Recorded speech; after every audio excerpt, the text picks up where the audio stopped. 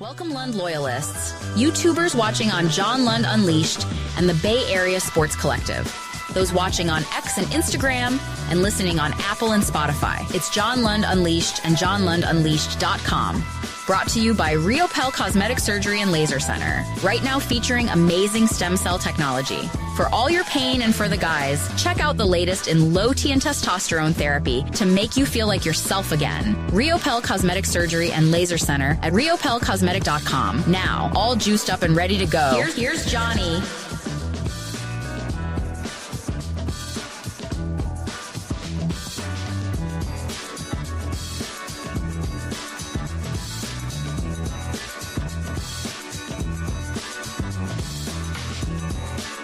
Yes, there it is, the opening act. I knew it all along. Yeah, I've been saying all these nice things about Wilmer Flores. He knew it. He heard it. He knew what's going on. Yeah, I'm kidding. I wasn't saying nice things about Wilmer Flores. In fact, when we did Bottom the Pint with Larry Krueger yesterday, which we had on the channel, I was saying the opposite of nice things about Wilmer Flores. Good morning, good morning, good morning. I know we are late, but I had daddy duties this morning. I was taking kids to school as I just spoke with my wife, and she is in Palm Springs, which is why I have a lump of a dog laying in my studio. He'd normally not have anything to do with me, but now he's looking at me like, well, I guess nobody else is around. You're the last one. So we got the wife, we got the kids. He likes to hang out with them. But if I am the last resort, let's just put it that way. I'm the last resort for the dog. So he's laying in here. But we have a ton to go over today, and happy Friday. However, you are watching John Lund Unleashed. It could be and should be on YouTube, John Lund Unleashed. If you subscribe there, get those alerts on, please hit those thumbs up, because the like button, because the algorithm really enjoys that and will then recommend our product to everybody, which is nice. I should start with this. It is episode 100. Like, that's kind of a big deal, episode 100. So we make it 100 episodes. Thank you for hanging out with us. We got about 5,100 subscribers over the first 100 episodes. So it's been pretty successful to this point. And as I always say, it's because of you, because you guys joined and spread the word. We have a great community here, so it's absolutely great. So John Lund Unleashed on YouTube. Please follow, please like, please subscribe, all those kind of things. Bay Area Sports Collective as well. And I think we're all going to be at opening day. So I want to say, hey to everybody at opening day. If you're going to go to Giants opening day next week. We're live as well on X, as we see the X numbers going up as we go live at John Lund Radio. You can always hit me up there. If you don't hit me up in the comments section on YouTube, you can hit me up. I'm always on X, so you can hit me up on comments, thoughts there. I just was going to say we're on Instagram, but I have not hit the extra button to go live on Instagram, so hang on a second. There we are. Now we're live on Instagram at John Lund Radio. We're there too. We're on Twitch. We're on LinkedIn. We're on Facebook. You can friend me there, or simply just join John Lund Unleashed there. So a lot of different platforms that you can get to us, and we appreciate you. Like I said, on episode 100, Wilmer! We got Wilmer with the big blast after, and this is getting lost, Patrick Bailey ties everything up, and he has a big time at bat. That was huge to see. Logan Webb wasn't great. We'll let you hear from him. I'm not overly concerned, even though Ryan Walker gave up the run in the ninth. The bullpen was money yesterday. We're going to talk a lot about that. Just opening day in general, recapping Bottom of the Pint, which was a lot of fun. Hopefully you tuned in. I saw a lot of familiar names there. It was a lot of fun yesterday, and we're going to be doing that for Fridays, but we wanted to do an opening day edition, but we're going to be doing it on Fridays. The Giant expectations. Larry and I kind of had a conversation about this yesterday, and I want to get into it with you. And opening day doesn't sway me one way or the other. That was a really cool win. It was nice to see the offense jump. It was nice to see the bullpen pick up Logan Webb, who is not great. So we'll get into that, about that whole thing, the Aiyuk thing. And it was more, I'm only bringing this up again because Krug and I had a conversation about it yesterday. He is hell-bent on believing that he's leaving. I'm as the other way in terms of him staying. And I'm not saying I'd keep him necessarily, just that from what I understand in the tea leaves, that I think he's going to stay. So we'll get into that. Matt Barrows had a piece on 6 guys that honestly I look at and I go, if they have to rely on them, but maybe they're guys that we don't talk about a whole lot. So we'll get into that too. Draft scenario. I got something to flash up on the board, but I need a little bit more time to kind of digest all this. So Saturday, tomorrow on the show, we'll talk a little bit about that. Huge stretch for the Warriors. And if they're 7, it almost looks like those are 2 question marks, but it says if they're 7, talking about the Warriors, even that could be strangely a good thing. We'll explain that. Random things happen throughout the show. If you're new around here, all you do is send me off into an ADD exploitation, and that's essentially what I do. Is I go over to the chat line and say good morning to everybody, and somebody says something, and then I'm off onto a tangent. So that's what happens real quickly. And yesterday at this very, very time, we had a mute thing going on, and I had to go back and I had to delete all the beginning of those things and edit all those things because I wasn't going to let that. It was like you're a moron. Went like 10 minutes yesterday and was on mute because I didn't check the chat line, and I told myself I would check the chat line. Then I didn't check the chat line, so it looks like my mic is on and it looks like everything is good. So good morning to everybody on the chat line. Really quickly, just because I was catching grief early because I started the show at 9. I said yesterday I was going to start the show at 9, but everyone's like, you're hungover, you drank too much. I saw you. Yesterday was great because I was drinking these beers, and I think I saw it this morning, actually. Who called it a mango something or other? It was a Corona, not that I'm going to bring it in there now, but it was like a citrus Corona. I had looked at them, and I thought to myself, you know what? I'm going to try these for opening day. They were a little too citrusy for me. Like, I don't mind, like, it was Corona, but it was a citrus Corona. And I guess in summer it'd be okay, but it was, I still have this cooler from yesterday, and it's right behind me, and it was full of, like, I don't know, 6 Coronas, maybe 3 or 4 Stellas, something like that. And I was drinking them during the game, just kind of casually. And then by the end of the game, we had these supers, and we said, if we hit 30 supers, each of us will chug a beer. And then we hit the 30, and then so I had to chug another beer. So I ended up probably over that period of time, maybe we were on there 3 hours for that show, for the inaugural edition of Bottom of the Pint. Probably ended up drinking 6 or 7 beers. So I was fine. Had some dinner, ordered in, ate bad food because the wife is out of town. Like the kids, she's like, what are you going to cook the kids? And I'm like, I got this. And of course, after 6 beers, I walk in the house, I go, what does everybody want? And they're like, you could make this, make that. I go, I don't want to make anything.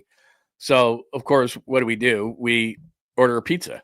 I'm like, well, who's just up for an awesome pizza? And they're like, yeah. And so we order pizza, and my wife's like, so did you cook something nice? Did you have vegetables? Did you have all the food groups? I'm like, oh yeah, cooked green beans, chicken. It was very, very healthy. And she's like, oh, good. Just so don't tell her. So after hanging out watching baseball, and it was a great game yesterday, I think I'm going to go inside and be like, okay, Mr. Mom, it's time to cook. Like, I'm not cooking. I'm ordering a pizza. And I shouldn't have the pizza, but I'm like, I'm having pizza. Just drank a bunch of beers. I'm feeling good. So I wouldn't say that I am hungover in any way, shape, or form because it was day drinking. I would say I'm a little tired. I stayed up. So yeah, I'm rocking a Monster, which as I told you, my doctor's like, no more of those. Like, doc, I hardly drink any of them. I was sucking down a lot of them, but I don't anymore. All right, let's get to this whole thing. Good morning. Let's get to something. Jeff, good morning. Lund daylight savings. I told you I had to take the kids in. Top of the morning, licking his wounds from yesterday, says Hurleybird. Vernon, John, oh, there it is right there. I saw that this morning. John had too many guava Coronas last night. Yeah, they were good. I mean, they were good, but I would say like maybe 1 or 2 of them. Let me see if I can get one out of the cooler. Hang on.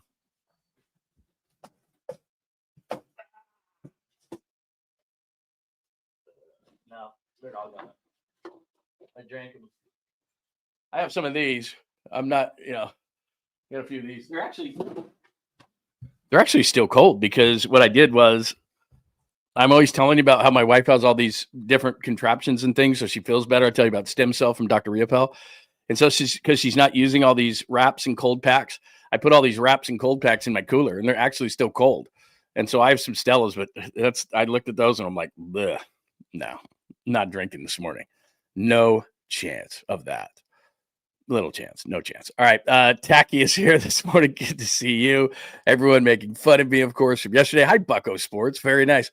All of a sudden, that was just so random right there. The drummer from Def Leppard only had one arm. That's right. His name is Rick Allen, and I was a drummer. I was a rock drummer. I don't know if I told you that story, but yeah, I used to drum in bands in college and make a few bucks that way. And so yeah, I'm very familiar with Rick Allen, the one-armed drummer from Def Leppard. Got in a car accident, actually. They were drinking. Mike, it was great to see you in there last night. It was a good time, and yesterday. Steve, great to see you. Smiley Dan, hello. Baba Booey, Francis Berry is here this morning. Light the beam, Daniel. Very nice to see you.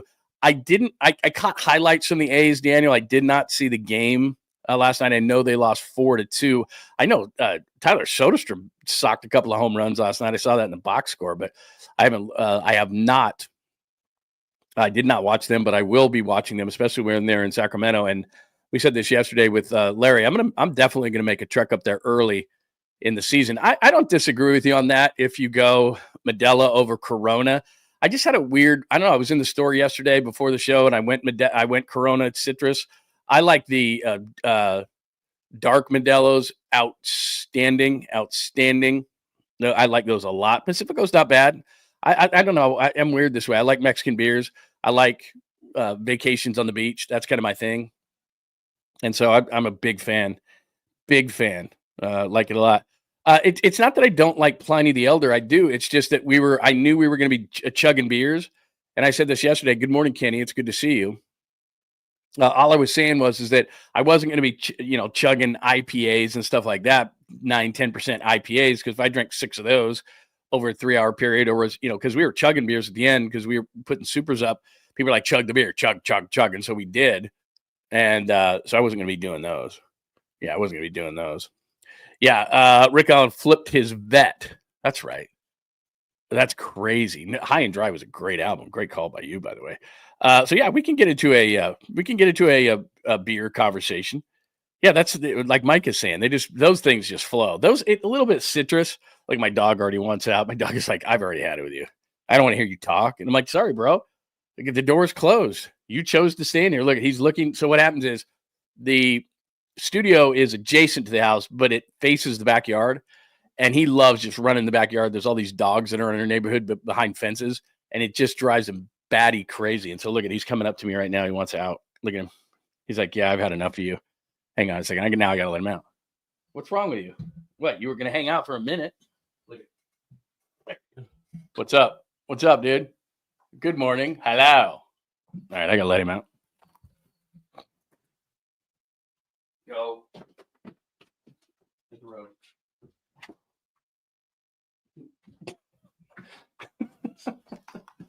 Unbelievable. He came in. So he doesn't hang out with me at all. Not for 1 minute. He follows. If you have a dog, you know this. They just have a favorite, and they don't, not in their brain like this is my favorite. So he just follows my wife around all day long. If the kids are home, he'll follow them around. If it's last ditch resort, so the kids are at school, wife is out of town, I'm here, and he's like, I guess I'll hang with you. And then he hangs for me for like 10 minutes. He's like, this is boring. This is lame. And he can't see because I have it all dark in here. And so there's these curtains that cover the door.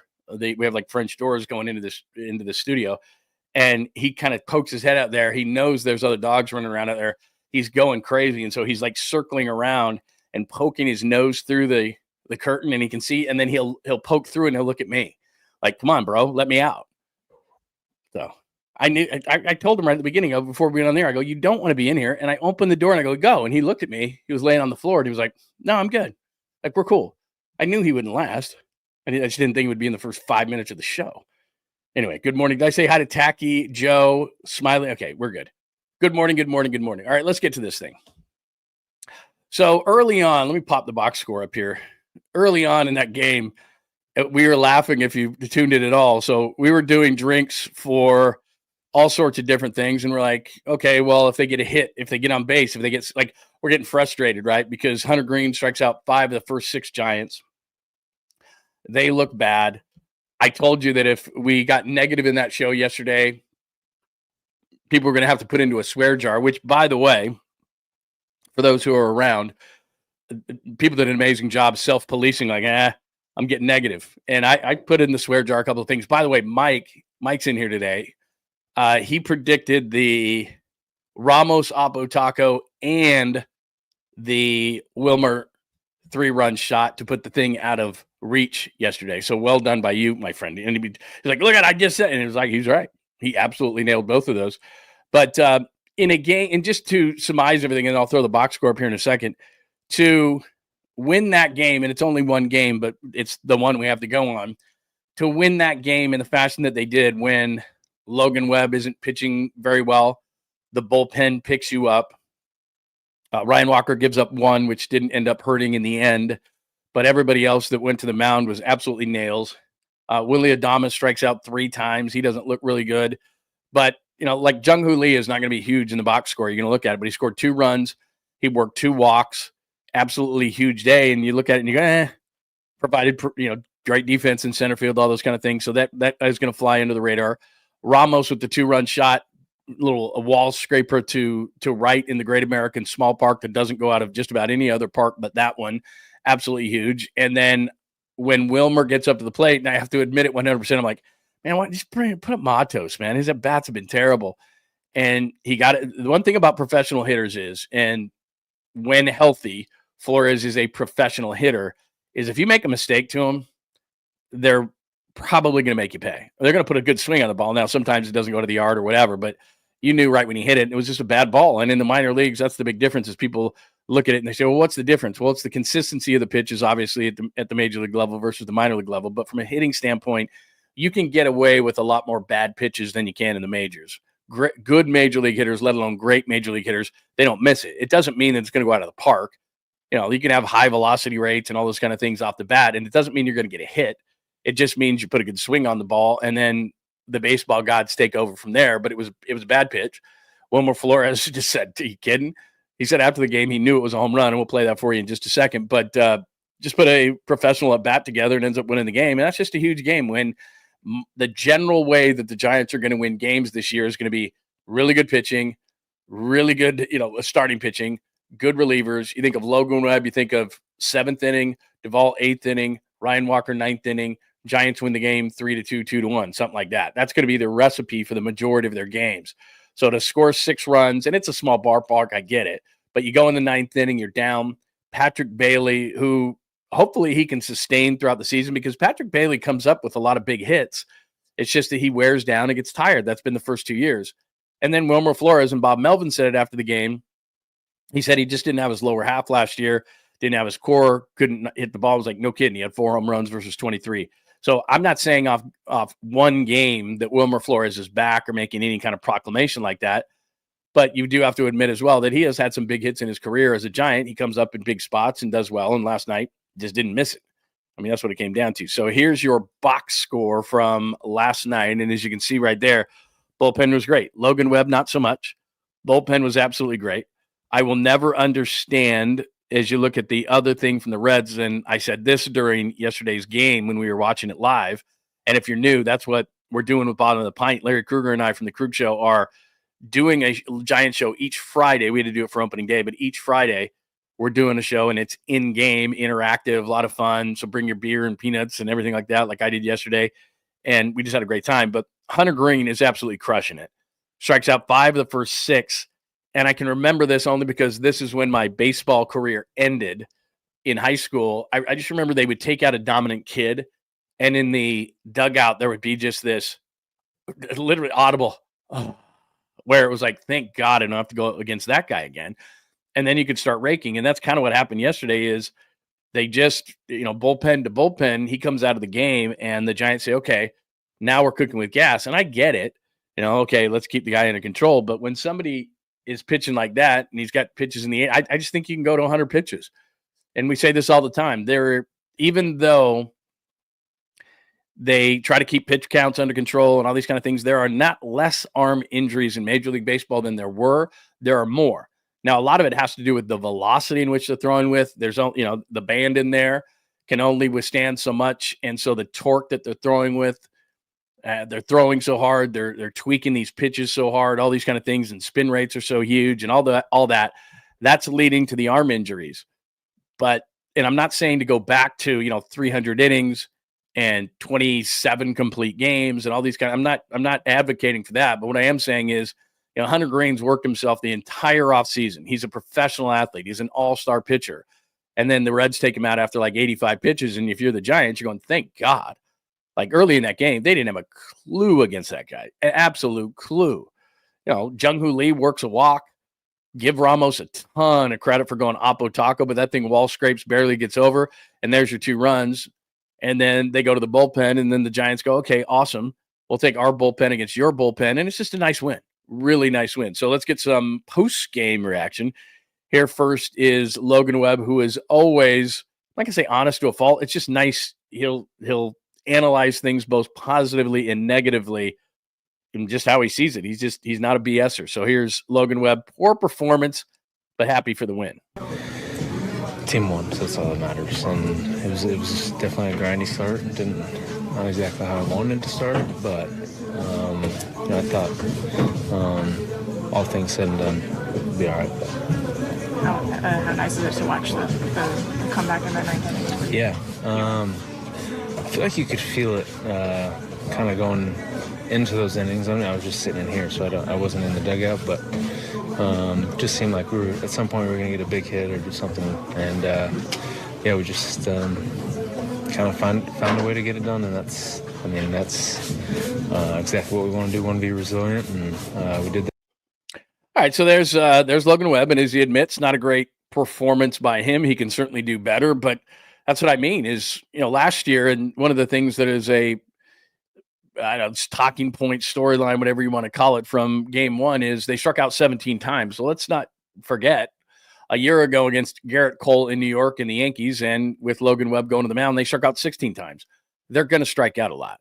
I'd like him to put the ball in play more. You never know what's going to happen if you do it, but that's just the reality of it. Willie Adames strikes out 3 times. They're going to have a lot of guys strike out, and especially against a guy like Hunter Green, who can hump it up there nearly 100 miles an hour, throw with some nasty break on some sliders. That's just going to happen. You're going to have that kind of thing. And then Garrett Cole, he's a strikeout pitcher. They're a high strikeout team. That's just how they are. But the encouraging thing, and Webb said it right there, is he didn't pitch very well. Their recipe for winning is going to be he's going to pitch 7. They're going to get an 8 and 9 out of Duvall and Walker. Hopefully, they're going to scratch out 3 runs, and they're going to win a baseball game 3-2. That's going to be the majority of their wins this year. So to get 6 runs, to get it late in the 9th inning, it's 1 out of 162, but that's all we have to go on right now. That's cool. Because, I mean, we're sitting there and there's nothing going on, and we're trying to hype up a new show and trying to suck down some beers and have a good time, and all of a sudden the 9th inning comes around. And believe me, I was like, put Matos up, man. I'm sick of Wilmer's at-bats today. And then he pops a 3-run shot. So obviously I'm wrong. And Bob Melvin after the game said, hey, he's healthy now, and that's going to make a huge difference. Here's Wilmer, one of the good guys on the Giants regardless, talking about how he knew it was a bomb right off the bat. Once I hit, I knew it was gone. I was just trying to keep my cool and that at bat, not to rush anything, and I was just looking for a base hit, and I got rewarded with a homer. I want to play just the end of that part. As I hit, I knew it was gone. Watch the pitcher. Watch where the pitch is. Try to keep my cool and that at bat, not to rush anything, and I was just looking for a base hit, and I got rewarded with a homer. I mean, it's a batting practice breaking pitch, and it's opening day. I understand that, but he knew right when he threw it, and Wilmer knew it right when he swung at it. It was just, as I told you a couple of minutes ago, professional hitters don't miss pitches. Now, whether that's a deep fly to left field on some days or whatever the case may be, but he didn't miss the pitch, and you just can't get away with that stuff. That was a BP, like almost like a home run derby breaking ball. Like, hey, I'm throwing a breaking ball. Here it comes, and he just hung it in there. It just spun, and he hits the ball out of the ballpark. So 1 of 162. It's not changing anything of my opinion, but huge for Wilmer Flores and what that can mean. I wrote the preview of the Giants season at johnlundunleashed.com, and one of the things I said in there, let me pop this up on the screen really quickly, and I want to get your thoughts as well. Give me your thoughts on what you thought of yesterday, if it means anything. And we're still, just because it's one game, still getting your thoughts on the Giants this year. But as I point out here in just one game, I go through all this kind of stuff, last year's stats, projected lineups, all this kind of stuff. And then I gave you the 5 keys, Giants keys for 2025. Obviously, the starting pitching, 2, 3, and the lineup, which yesterday, kind of mixed. I mean, 3 strikeouts for Willie Adames, but Lee got on twice and scored 2 runs. Surprise guys is what I put 4th, and it says Wilmer Flores hit 23 home runs in 23. He hit 4 last season. Lamont Wayne Jr., 18, and an 808 OPS in 21. Blah, blah, blah, blah, blah. I just essentially said some of these guys have got to come through as I talk about the what ifs. So there's Flores, there's Wade Jr., there's Matos, there's Schmidt, those kind of guys. Somebody has got to come through and be a surprise guy. I'm not taking a victory lap. That's not what it is at all. It's just that some of these guys that we're thinking to ourselves aren't that good have got to come through. I think that's my whole point in that whole exercise of that conversation. And at least for one day, Wilmer Flores did. So nice win for the Giants. Nice comeback for the Giants. Do I expect them to score 6 runs very often? No. Do I expect them to come back and score 4 in the ninth? No. But it was good to see the bullpen pick up Logan Webb. That was huge. Yeah, they struck out 17 times. They're going to strike out a lot. That's just what they're going to do. They're going to strike out a lot. So Wilmer on the chalkboard. Wilmer, Bailey with a big hit that kind of gets forgotten because of the Flores home run. You heard from Logan Webb. Bullpen was really good. Bottom of the pint I've talked about. And opening day just in general, I love it. Opening day is awesome. I dig it. I hate that you have to sit out the second day. Like today's a Friday and you don't have a Giants game. I understand because if there was a rain out or something, but it's like you have momentum. You want to see it going. Now, the thing that's interesting to me here is now it gets interesting in that, okay, Logan Webb, and he didn't pitch well, but you expect him to be Logan Webb. Now, Justin Verlander in spring, is that real? We'll find out tomorrow. Robbie Ray in spring coming back from Tommy John. We'll find out Sunday. Is that real? We'll find out. These now it becomes key to me. The Logan Webb starts, he'll be better. Okay, I put those in the bank. Justin Verlander, 42, coming off a neck injury. Robbie Ray, 33, more removed from TJ surgery. And then the young guys hit. So let's see. Because it's funny. Spring is kind of like whatever, spring. And I heard from some people saying, hey, it's winning. It's because they were 21-6. I don't know. I guess you could say that. I just think, these are Major League Baseball players. That was a hanging pitch in the zone that Wilmer Flores is not gonna miss. If that thing's buried away and they don't win the game, then what does 21-6 mean? I don't think it means anything other than, like I said, injuries. And the irony there is if Encarnacion doesn't have a broken hand from spring training, he's probably the DH. And Wilmer Flores is a pinch hitter sometimes off the bench, but that's what happened yesterday. So nice win. Not overreacting to it, but a really nice win for the Giants to do it in the fashion that they did it. If they lose the next 2 and you and I reconvene on Monday, then it means nothing. And we're back talking to what we've been talking about with the Giants. That's where I have Giant expectations on the chalkboard about halfway down. I guess what I would call a successful season, obviously playoffs is the goal here. Now playoffs for the Dodgers be like, and we lose in the first round, that's not good. But as far as the Giants are concerned, what I think their goal is playoffs. What I think is a reasonable expectation, as I put Giants expectations up there, is be in contention. And I mean till the last part of it. And I popped this up yesterday, and I think these guys are a little low on all the numbers across the board. But this is Baseball Prospectus and what they call their PECOTA standings and their projections. They update these every single day. So it's not like they just do this and then they let it fly. They update this. So this was before yesterday's game, but it's not a lot has changed. 77.8. So 78 wins for the Giants is where they are. They've got them in 4th place. They don't have them anywhere close as far as the wild card is concerned. The Phillies at just over 85 wins would be the last wild card in. So what I'm saying, my Giant expectation is if the Giants could win 83 games, and if, let's say, the Phillies did win 85, 86, then you're in it till like the last week of the season. That would be my expectation, is that at the very least, the Giants are in it.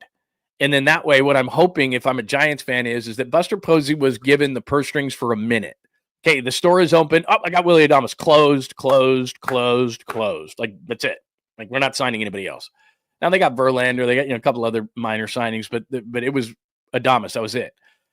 I would think maybe the Giants front office would say, I'll tell you what, Buster, you show me that this is a competent team and we're in it, and I'll open up the purse strings a little bit more and we'll see what we can do and what we need. I think that they would do that around the deadline. I'm not talking about a superstar player. I'm not talking about Vlad at the deadline, although I will say that I think the Blue Jays lost yesterday, and I was kind of like, I hope the Blue Jays lose, and then they keep losing, and maybe the Giants would be in on something. I know who Bryce Eldridge is. I get it. I'd put him in a trade in a second for Vlad Guerrero. But anyway, that's for a long time down the line at the trade deadline. But that's what I would hope, is that the front office tells Buster Posey, you show us that this team can win a little bit, stay in the wild card hunt, and then we'll revisit loosening of the purse strings a little bit later.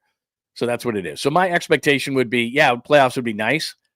I don't know that I'm not going to say that right now. And I said yesterday in my prediction for the season that they would win 83 games, and obviously one game is not going to change that. So I'm thinking about 83 games for the Giants, which, if Baseball Perspectives is anywhere close to accurate, then, and they're saying the Phillies are going to win between 85 and 86 games, then you're in the wild card hunt till the end. And that, if you're a Giants fan, that would bring me out to the ballpark.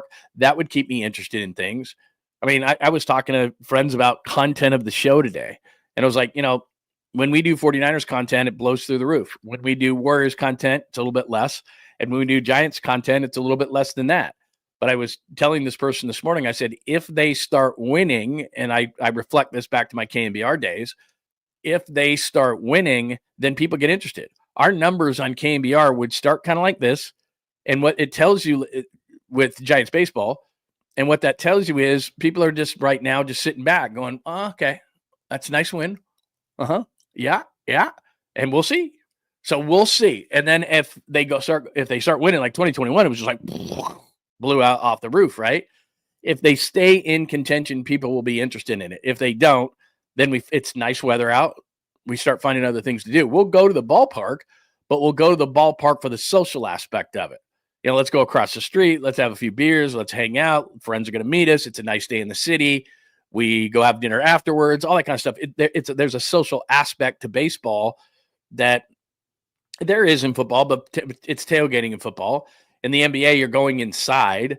It's a beautiful day. Let's go spend the day at the ballpark outside, make a day of it, go early, stay late, all those kind of things. There's a social aspect to it. And if they're not winning, you'd rather have them win. But the casual fan's going to go, and they're like, as I talk about this all the time, and I talked about with Larry yesterday, the ballpark to the Giants is the star of the show. The turnstiles are the star of the show. The garlic fries are the star of the show. When they said that they're going to sell a portion of the team, they didn't say, the first thing out of their mouth was not, we're going to make the baseball operations better. The first thing out of their mouth was, we're going to make the suites better. We're going to make Willie Mays Plaza better. We're going to, they're sprucing up the stadium so that they can get more money. They're investing in the team, but they're not investing, or at least not saying they're investing on the baseball side. They're investing on the entertainment side, because they know the hardcore fan they've got, the casual fan they want to get more to the ballpark. And so they're going to invest, at least publicly, they're going to say this, they're going to invest in the park, who they think is the really big star of the show, the star of the team. So in order to change that, they've just got to get better and better and better. Chicken or the egg kind of a situation, but for one day, it absolutely worked. It's exciting. So our numbers will go up both here and across the board everywhere from a media standpoint if the Giants win. So we'll see. By the way, before we move on and I go out to the chat line and get some Giants questions out of the way before we move on to other things, I will be at opening day. And so opening day, if you're going to be at the park, or if you're going to be around the park, or if you're going to be at a bar or whatever, and you want to say hello and have a beer, hit me up. John at JohnLundUnleashed.com. John at JohnLundUnleashed.com. You can leave me comments here on the YouTube channel, John Lund Unleashed. You can leave me comments on X at John Lund Radio. So we got a bunch of people watching on X this morning. So either way, however you want to get a hold of the show or get a hold of me, great, because I do know that I'm going to be covering a bunch of Giants games this year. I told you this yesterday. I'm excited to get back to kind of my radio roots a little bit. We do the show in the morning. I can zip out of here, go down to Oracle Park. Same thing with the Warriors in the playoffs. Same thing with the Niners next year. We're going to have great access to these teams, talk to a lot of players, do some interviews. Even Krug and I, for the Friday show, for the Bottom of the Pint show, we're going to go down earlier in the week, and we're going to do some interviews. Then we'll play them for the Bottom of the Pint show, all that kind of stuff throughout the show. So it's going to be a good time, and I'm going to kind of go back to my roots as a reporter and go down and do some interviews and cover some games and everything like that, which a lot of times it just didn't allow me to do with my schedule on KNBR. So it's going to be a lot of fun. So anyway, that's day one for the Giants. What did you think? What are your expectations for the season? What would be acceptable for you? Playoffs or bust? Stay in it till the end? Papa would always say so many times over the last years, if they could win this game, they get over 500. 500 does nothing for me. Playoffs do something for me. Contending for the playoffs do something for me. They don't have the expectations of a Dodgers or a Phillies or a Braves, nor should they. That's just not where they are. So I'm being realistic in it. I mean, some people may say, World Series or bust, man. That's how I feel like the Giants. And I don't blame you if that's your thought. They're a major market team that too many times doesn't act like a major market team. But one thing I will say is that they have given themselves, and NFL teams like to do this, they have given themselves some leeway to add something. There's a ceiling there. They're below, I think they're below the tax number by about $25 million. So let's say they're decent. Let's say they're I almost said title, a playoff contender. Then they'll have room at the deadline to add some salary and not go over any kind of a line. So that's part of the strategy probably here. We only gave you Adamas, a few other things like Verlander. Let's see what you are. And if you are a playoff contender and we're deep into the season and we're sitting around the deadline and you're within a couple of games of this thing, okay, we do have some headspace here to add some salary. And that's what I would expect. So if they are in it and knowing that they have some room under the number, which, by the way, it's not prohibitive. It's not like the NBA. That's what frustrates me. They don't give you the penalties like that. So they could be over right now and they could still add, but they don't choose to do that. Okay, I accept that. But now you get to the deadline. If you're a contender, then you need to add. And they do have some space to do that. All right, so that is my thoughts. Those are my thoughts on game number 1 for the Giants. I'd love to get your thoughts as well. Let me hit this up a little bit. That's a good call right there, Mary. Very good call. Morning, boys. Different one. Morning, boys. Fozzie, good to see you. I'm in. I just want them to be fun to watch and competitive. That's it. That's a great point. Is so many times over the last number of years, and I started covering the Giants in 2010, and then 2011, I remember 2010 being so much fun, but then 2011, you would sit in the box, and I covered a lot of games that year. You sit in the box, and they'd go down like a run, and you're just like, oh, God. Like, they can't score. And a lot of times when we've seen that, 10, 12, and 14 is one thing. But after that, it was like in 16, they get to the playoffs, I understand that. But so many years, it was like they just can't score, and they're just not fun to watch. And we're not, and I say this in a good way, we're not the East Coast. We're not just hardcore it all the time.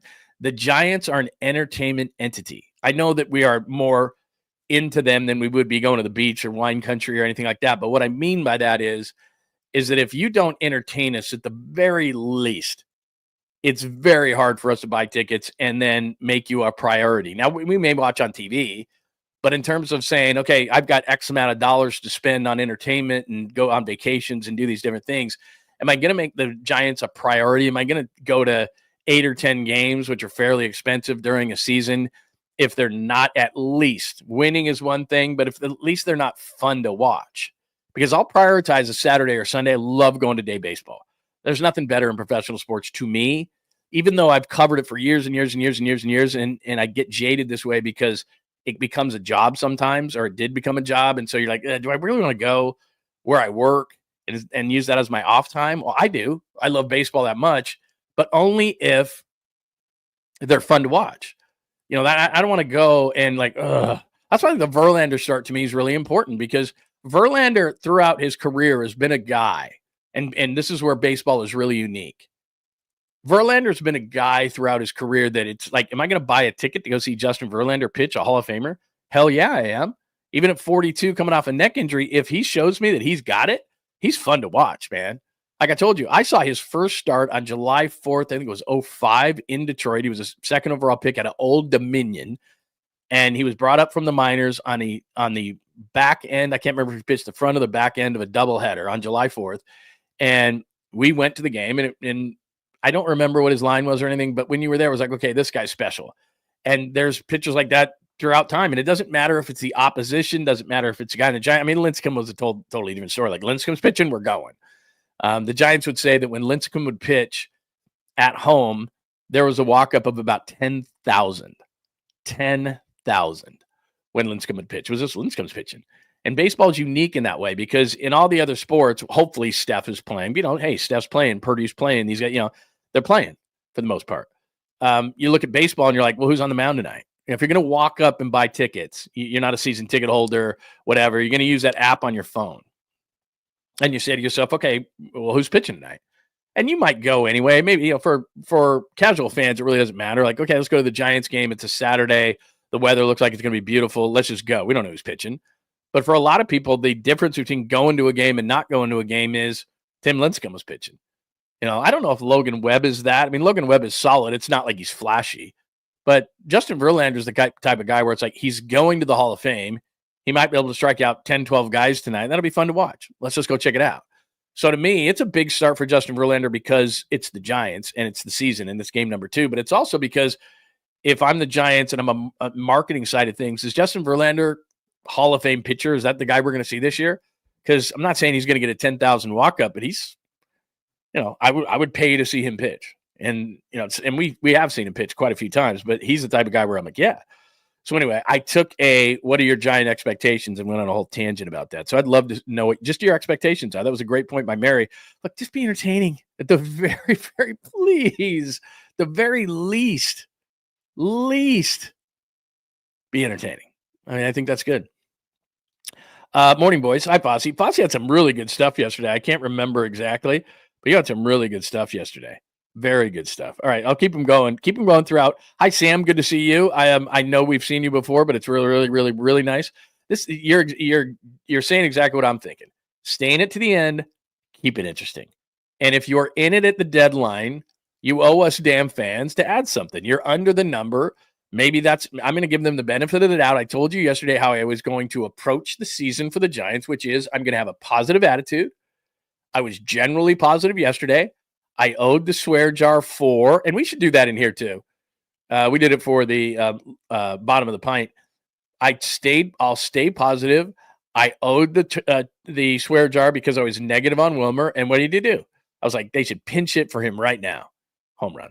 That was beautiful. It goes back to my theory of I bet on something and you. Oh, by the way, the other thing is just to tell you how great I am with betting. I think I took this off the board today because I remember doing it. I should have kept it up there. Yeah, I took it off the board today. But so what I say yesterday, I said, what a prop bet I really, really like was plus 2,500 on Brent Rooker to lead the American League in home runs. See what he did last night? Probably didn't because you were probably drinking during the day as well. But he struck out 4 times in Seattle yesterday. The curse of Lund. He struck out 4 times yesterday.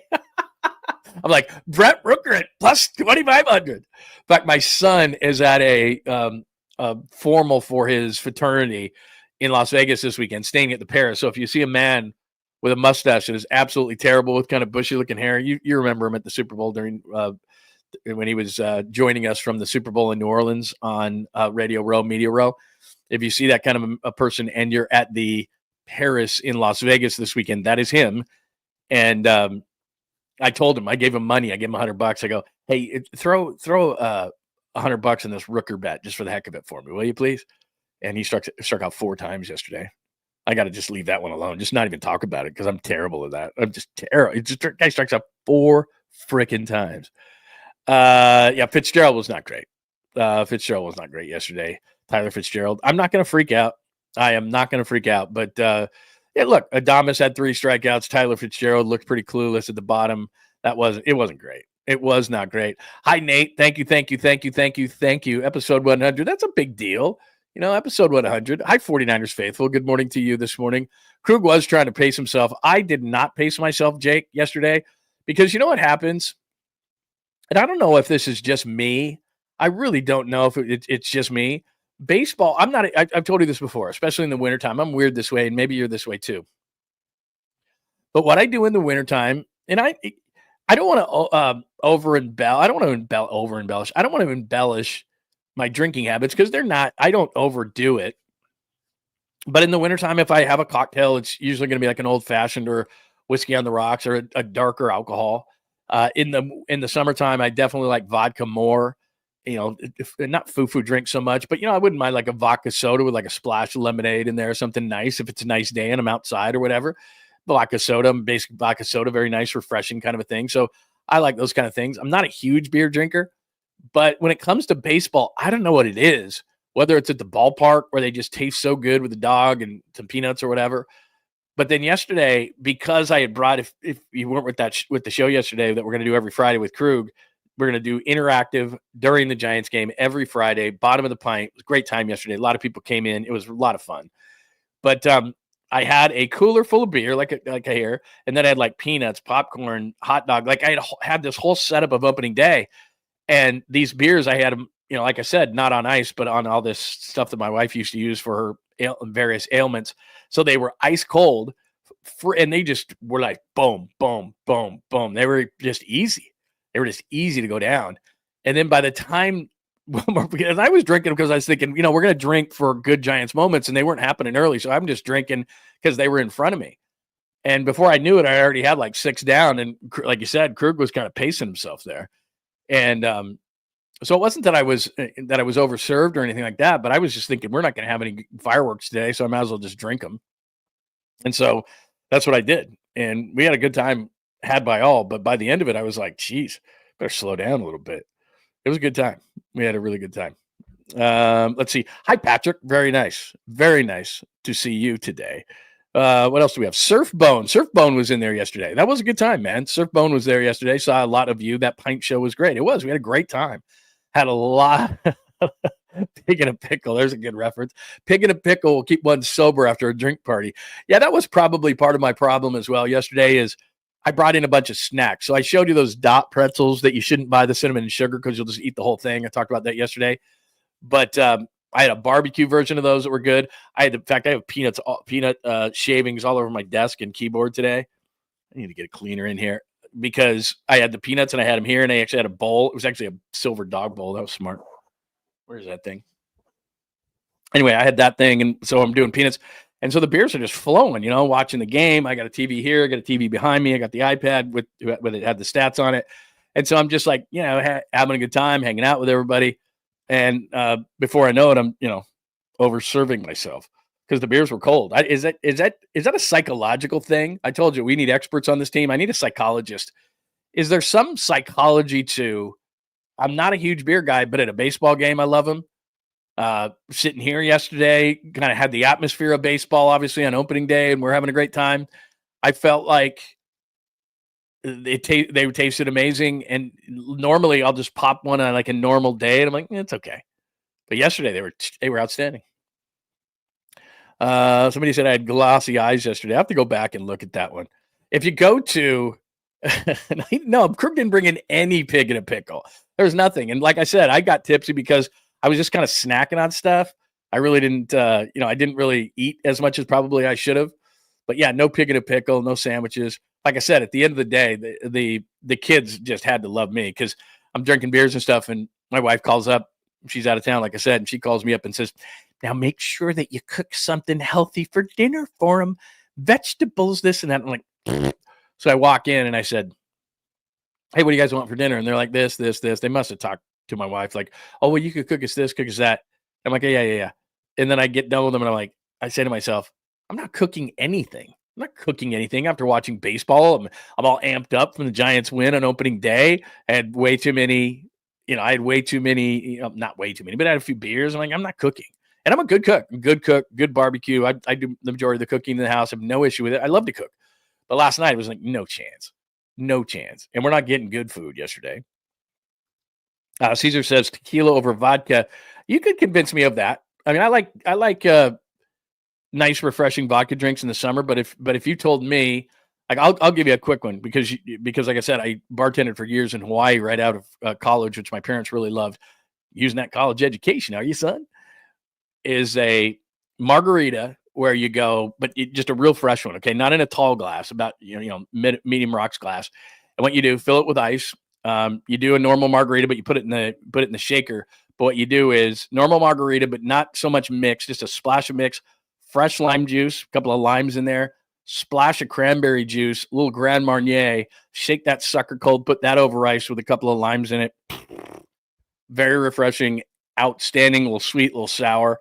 And we used to suck those down in Hawaii all the time. And I tell you this all the time, when I would get done with my shift and it was in Waikiki, they would give you 2 free drinks at the bar. And my friend's name was Alfred. This is years ago. And he would make me 2 of the strongest margaritas, as I just described, with the little cranberry juice in it to offset the sour. And I sucked 2 of those things down. And it was like, I had a bike and I would ride around in an apartment in Waikiki. I was staying with a girlfriend at the time. And I would ride this thing home, and a couple of times I'd look down at my bike and it would be like mangled. And I was like, yeah, that's probably too much. Couldn't do that. Yeah, I don't know what it is, Mark. It's just ice cold beer it tastes really good. at a ball game. I don't know the psychology, like I said. I don't know what the psychology of it, but like I said, I'm not a huge beer guy, but you're at a ball game and it's like, man, this is good. And for some weird reason yesterday, it was like I felt like I was at the ballpark and the suckers were just going down. And I'm like, these are good.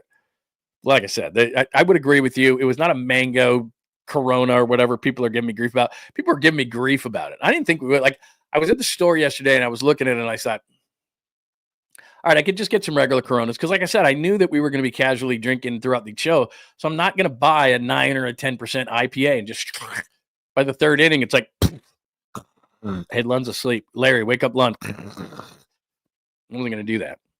And so they were good. They were good. Good to see you, Dom. Thank you for the congratulations on 100. Cheers to the next 100 and kicking off bottom of the pint. But Dom, maybe you've talked about this. How was, and I'm sorry that I didn't make it down there and you have to meet at some point. If you're going to be an opening day, I'm going to be an opening day. But how was the show yesterday with Paulie and Creative Tony down there? And we're going to do a lot of things together. I wish I could have gotten down there. So I apologize that it died. It was not a lady beer. It was not. I've never even heard that term, but it's pretty funny. Lund loved his lady beer. No, it was good. I'm gonna have. You know what I'm gonna have to do? You're gonna make for the people who weren't here. Like, what are they talking about? I'm gonna have to go grab one of these things out of the fridge. I'm not gonna drink it, but I just need to show you this. Okay. Hi Patrick. Yeah, I think I saw you in there late yesterday. So it's every Friday Giants watch party. I caught the post game yesterday. If so, I'm in. So what we're doing is, just to reset this, and then I got to get back to the chalkboard. I'm going off on a way too long random tangent here. So what Larry and I decided was it would be a lot of fun if we did in-game shows. Now, to take you back just a little bit, in Philadelphia, because they're so hardcore, this is early in my career, in my radio career, and I was in Pittsburgh at the time. And we heard of this thing. I was working for ESPN, and we heard of this thing that WIP in Philadelphia was doing. And they didn't have the rights. I think they do now, but they didn't have the rights to the Eagles back then, the Eagles games. And so what they did was on the radio is all their guys got together and did on the radio before all the YouTube and everything blew up. They did an in-game broadcast about the game and it blew through the roof. People loved it. Now that's a really hardcore sports town. I understand that. But Larry and I were kind of shooting the shit about, what could we do for Giant season? And he does a ton of Niners stuff and everything like that. I said, it might be fun. We've kind of both collaborated on this. Might be fun if we did a Friday night thing and we did it in game. And let's just see how it goes. So it'll go as long as people like it. But yesterday for opening day, and a lot of people are working and stuff like that. We had a bunch of people in there. We had a lot of fun. And we think that on Fridays, everybody's going to come in because a lot of times it's Friday night. So maybe it's 6 or 7 o'clock. East Coast, obviously, it's maybe a 4 o'clock. But you're getting home. It's Friday. You're going to watch a Giants game. And like I said, we didn't have this yesterday, but we're going to have something in there where you can see the Giants game and you'll be able to see what's going on in the Giants game. So, because we're trying to explain it the whole time. And then, now I don't know if you still have cable, but in my house, it's all YouTube TV. So the internet, it depends on how fast your internet is.Maybe you're a smidge slow. So I was a smidge slow yesterday. So I'd be like, here's the pitch and here's this. And people are like, dude, you're behind us. So yeah. I mean, there's a couple of glitches, but by and large, it was a lot of fun. We had a really good time. So I think on Fridays, we're going to do that. And, grab a couple of beers, hang out with the show, have some fun. We had a good time. There was no Zima. There was no Smirnoff Ice. It was not a lady beer. It's nothing. It wasn't anything like that, man. It was very, good time. Good time had by all. It was rocking over 100. Wow. Sold out 7 of the 9 posters and tons of merch to spread the Bay Area Sports Collective word. Thank you, Dom. That is awesome to hear, man. And I'm really sorry that I missed it. Really sorry that I missed it. I'm getting a lot of grief for the beer. I'll go back at some point. Please, let's stick a pin in this and I'll go get the beer in just in a few minutes. Let me give something to some people who are tuned in and went, bro, are you going to talk about anything today?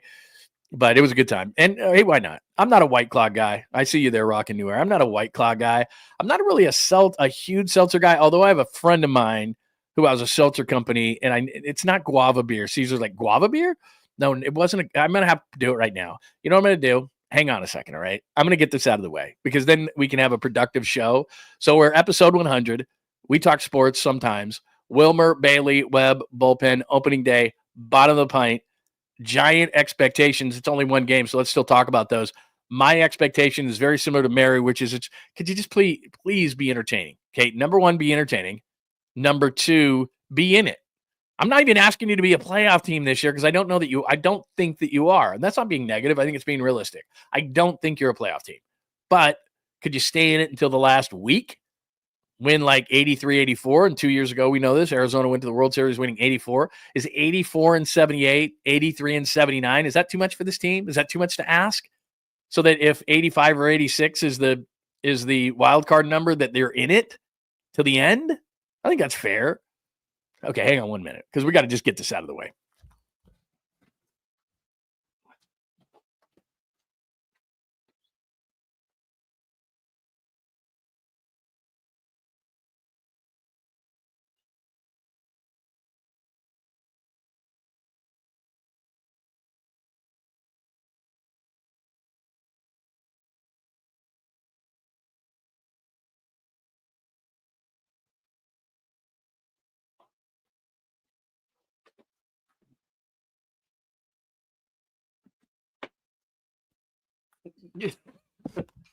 All right, just so that we can finish and we can move on. This is what I was drinking yesterday. It's called Corona Sunbrew Citrus Cerveza. And you can see it's a little cloudier than like a normal, let me get that right, than a normal Corona would be, a little cloudier than that. And it was a nice beer. Now, I drank probably 6 of these, and then I sucked down I had an Anchor Steam hazy tropical IPA, and it came in an orange can. And I've got one of those garage fridges that's probably got, over the years, it's accumulated like, I don't know, 20 different beers in there. And so I saw it in the back, and I was like, oh, an orange beer, pretty cool. And that's the one I chugged at the end of the game. But I drank probably 6 of these yesterday. They were very refreshing. I probably wouldn't drink 6 more. It wasn't heavy. It was a really light beer, and it was really good. And it's ice cold right now, and I'm almost tempted to open it, but I'm not going to, because then you people will judge me. But no, it was a good beer. And it's not a guava beer. It's just basically like if they took some orange and lime, and they give a lime in their Corona anyway, so I wouldn't put another lime in this one, and they squeezed a bunch of it into the Corona. It's a touch sweet for my taste. But I thought, you know what? It was easy to drink, and we drank a bunch of them. So, yeah, I'm with you on that. Yeah, that's a good point. But anyway, yeah, airport rules. Opening day is 100% airport rules. Isn't that an awesome term, by the way? It's not a lady beer. So I'm getting lady beer again. Look what you started. Did Tacky start with the lady beer? Now everybody's saying that it's a lady beer. I love airport rules. Isn't that one of the greatest terms ever? Airport rules, which means like if you're taking a flight out, and I've done this many times, especially I know you have too, when you're going on vacation, and it could be a Tuesday, hell, it doesn't even matter. And you're going on a vacation, and you're like, I got a week, and you walk into the airport bar, and that'd be 7:30 in the morning, and you go, yeah, I'll have a beer and a tequila. Like, they don't even look at you sideways. They just go, yeah, okay, yeah, cool. Here's a tequila shot, 7:30 in the morning. Here's a beer. You want to order a couple of tacos? Yeah, I do. I'm going down to Cabo. I'm going to Cancun. Like, let's go. I'm going to Puerto Vallarta. Let's go. They don't even look at you sideways. It's the best. Yeah, an Anchor Tropical. It was an Anchor Tropical IPA. It was outstanding. And I don't know how long it's been in there. You know how they have these the born on dates and stuff? It's like, come on. Like, if a beer's 20 years old, okay, maybe, but it's like, come on. Like I said, I chugged it, so I don't know. But it's pretty good. You can see, I retweeted this. If you go to X, at John Lund Radio on X, somebody had retweeted both Larry. They did a screen grab of both me and Larry chugging at different times. It's actually pretty funny. All right, let's go. That is not a lady beer, and it's not a guava beer. It's actually quite tasty. And I'm holding it right now, and it's ice cold. I am half tempted to drink it, but I do think that you will judge me, so I'm not going to do it. I could chug that whole beer right now, but I'm not going to do it because you guys are going to be like, that guy's got a problem. We need to report him.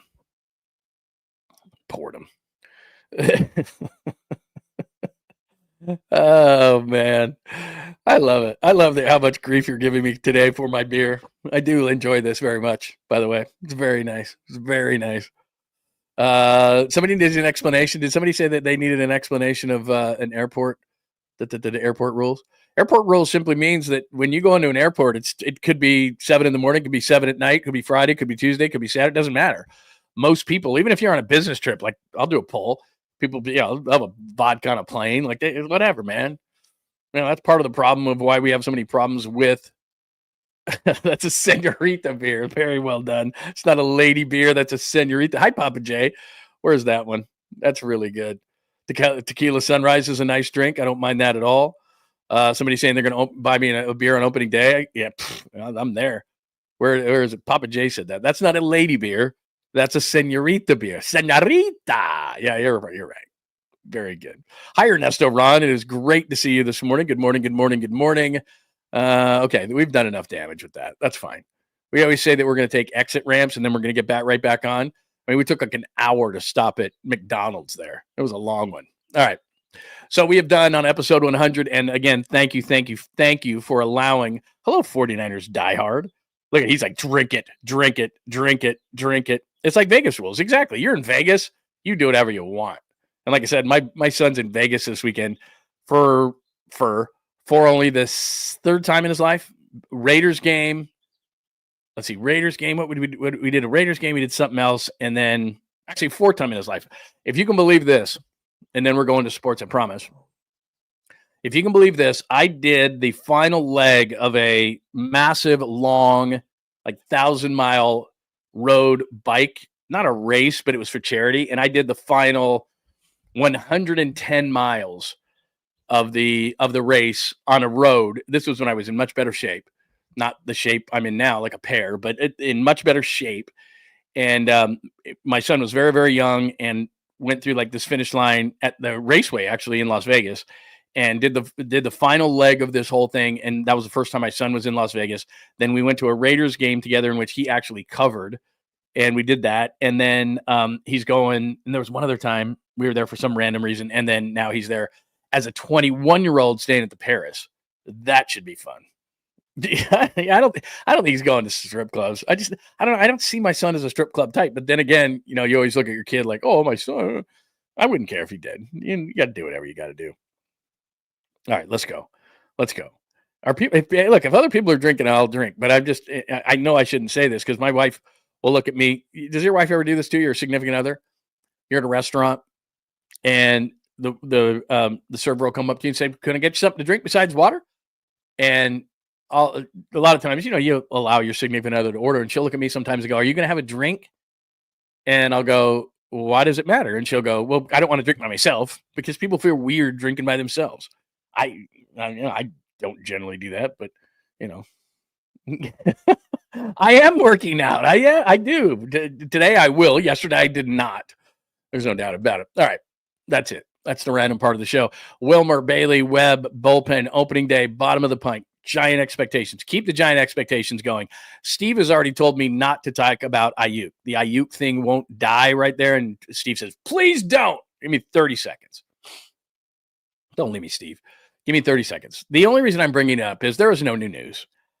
We are on April 28th. So what is it? April 28th, 29th Saturday, 30th Sunday. So we're getting close to this not being a story anymore because if he's on the Niners on April 1st, or I guess after April 1st, and they write the big fat check to him, then he's not going anywhere. $22.8 million. They write the check. We don't have to talk about it anymore. I'm still steadfast that he's not going anywhere. Krug is still steadfast that he is. That Jed is just like, he just wants to get rid of him. And I totally understand the thinking. I've said this time and time again, wrote a piece on it. By the way, Caesar, I love Maker's Mark. Great call right there. I have a great story on Maker's Mark. Just a second. Let me just finish this one thought. And so I don't think he's going anywhere. We're coming down to a few days. We shall see. And then we'll never have to talk about it again. So that's all. I told you 30 seconds. That's all we'll do. No big deal.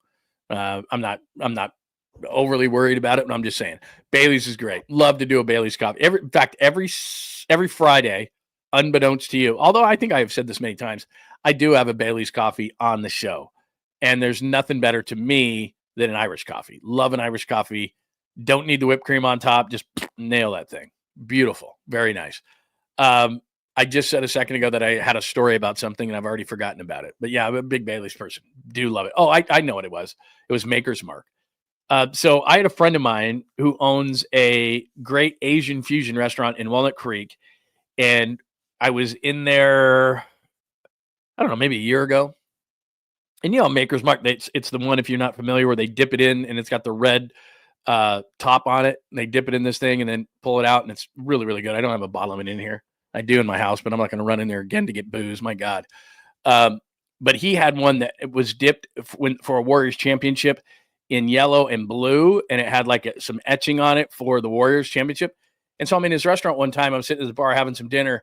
He hands it to me. He's like, "Yeah, I got another one of these at home. You can have this one. It's awesome." In fact, do I have it in here? No, I don't. It's in my house somewhere, but it is outstanding. It's so cool.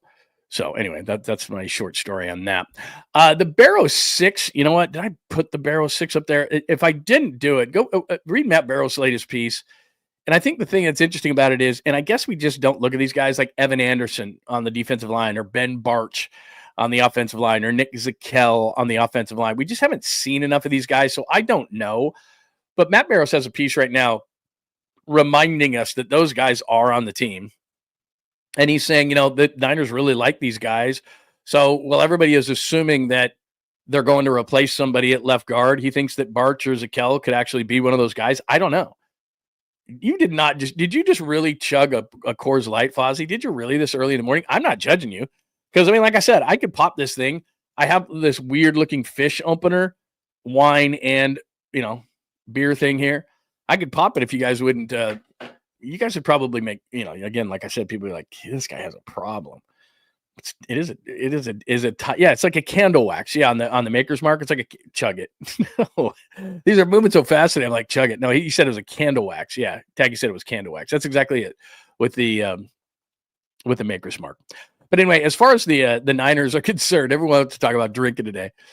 Ben Barch, I don't know enough about him. We used to make fun of Ben Barch because when the inactives would come out, we called it the Ben Barch, the Memorial Ben Barch, inactives, because it was Ben Barch was always on it every single week. So I don't know if the guy can play.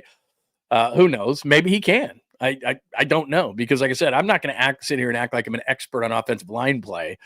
But my assumption is they're going to, like I said, take a right tackle, move him to right, or take a right tackle, potential left tackle for the future, and move McKivitz into left guard. So that's was my thought on that. I do have one thing that I want to show you, and then we can move on to some Warriors stuff. We can keep talking drinking if you want. Oh, this was one other thing that I was going to mention. Speaking of the offensive line, nothing against Will Campbell, and we're coming up on April, so we can really start talking about the draft. I like Membu, the kid out of Missouri. If he's on the board at 11, I would take him. Put him at right tackle. Trent retires a year later. He's your left tackle, and you're cooking with gas. But another guy that we've talked about a lot is Will Campbell. He's a tackle out of LSU. I don't know if you saw this picture from the combine. He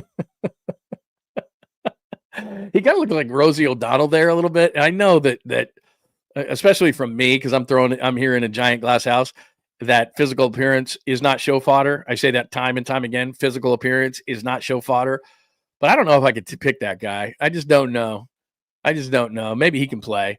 And at LSU's pro day, miraculously, we see this all the time. Look at this. LSU Will Campbell said he thinks arm length discussion is BS after he was remeasured at 33 inches, but the scrutiny over wingspan is real.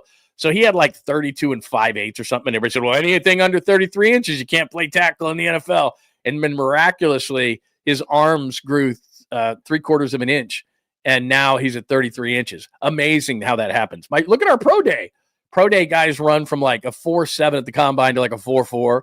Guys' hand size has gone up like a half an inch. Oh, you can't be under 9 1/4 inches for hand size. Oh my God, they redid his hand size at their facility at the certain university. And oh my God, his hands grew. Oh my God, Will Campbell's arm length got longer at LSU. What? That's crazy.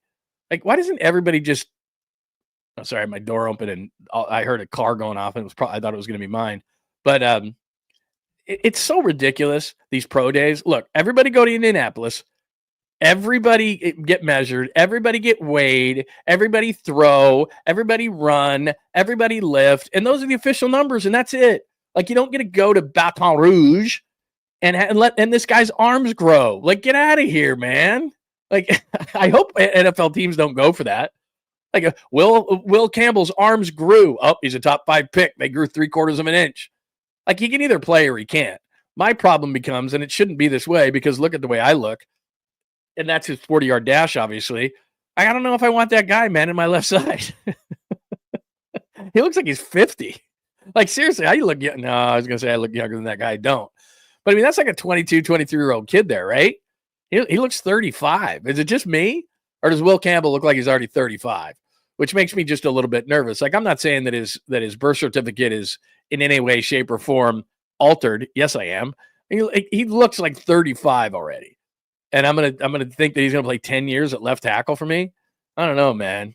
And I'm very skeptical about the arms growing 3/4 of an inch and just going. Maybe it was just like, maybe it was the humidity in Baton Rouge versus Indianapolis. Oh man, my arms, they were just hanging down, and all of a sudden, I'm very loose now, and now they're 33 inches, which is the acceptable number minimum in the NFL. So now he's going to be a top 5 pick. You think I'm crazy, but that's how people look at it. It's bananas. Oh, and then I wanted to mention this before we can get into some more stuff. So I saw this morning. I apologize. And it's Matt Miller, and he does the mock draft. He does all 257 picks. I know Brock was 262, but he does all 257 picks. It depends on all the, compensation picks and everything. So 257 this year. And I wanted to go through all of his picks for the 49ers, but I didn't have time this morning. So tomorrow's show, Saturdays, we do Saturdays if you're new around here. Saturday at 10 a.m., I will delve into this thing, and I'll have this thing, and we'll do this as part of tomorrow's show. But I haven't looked at it. And then Insider, it drives you bananas because it's one of those websites, and the Athletic's the same way. The Athletic, if you use the app, it doesn't make you sign in every time.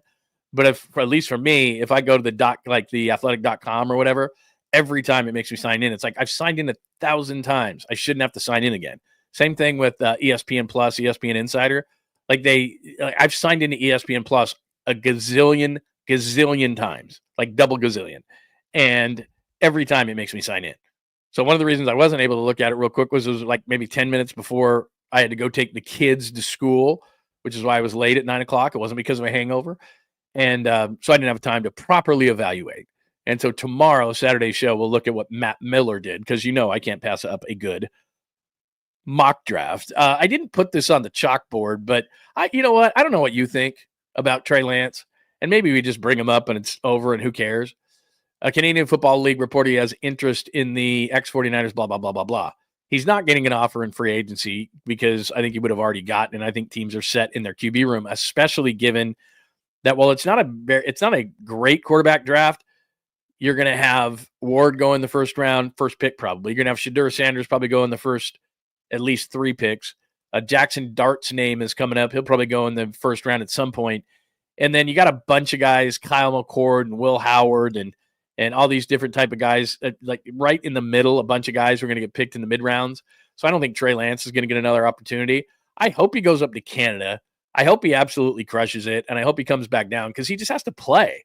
And I don't know that he's ever going to be any good. I'm not saying that, but I'm just simply saying that I just would like to know, if the guy had a perfect situation, could he actually play or not?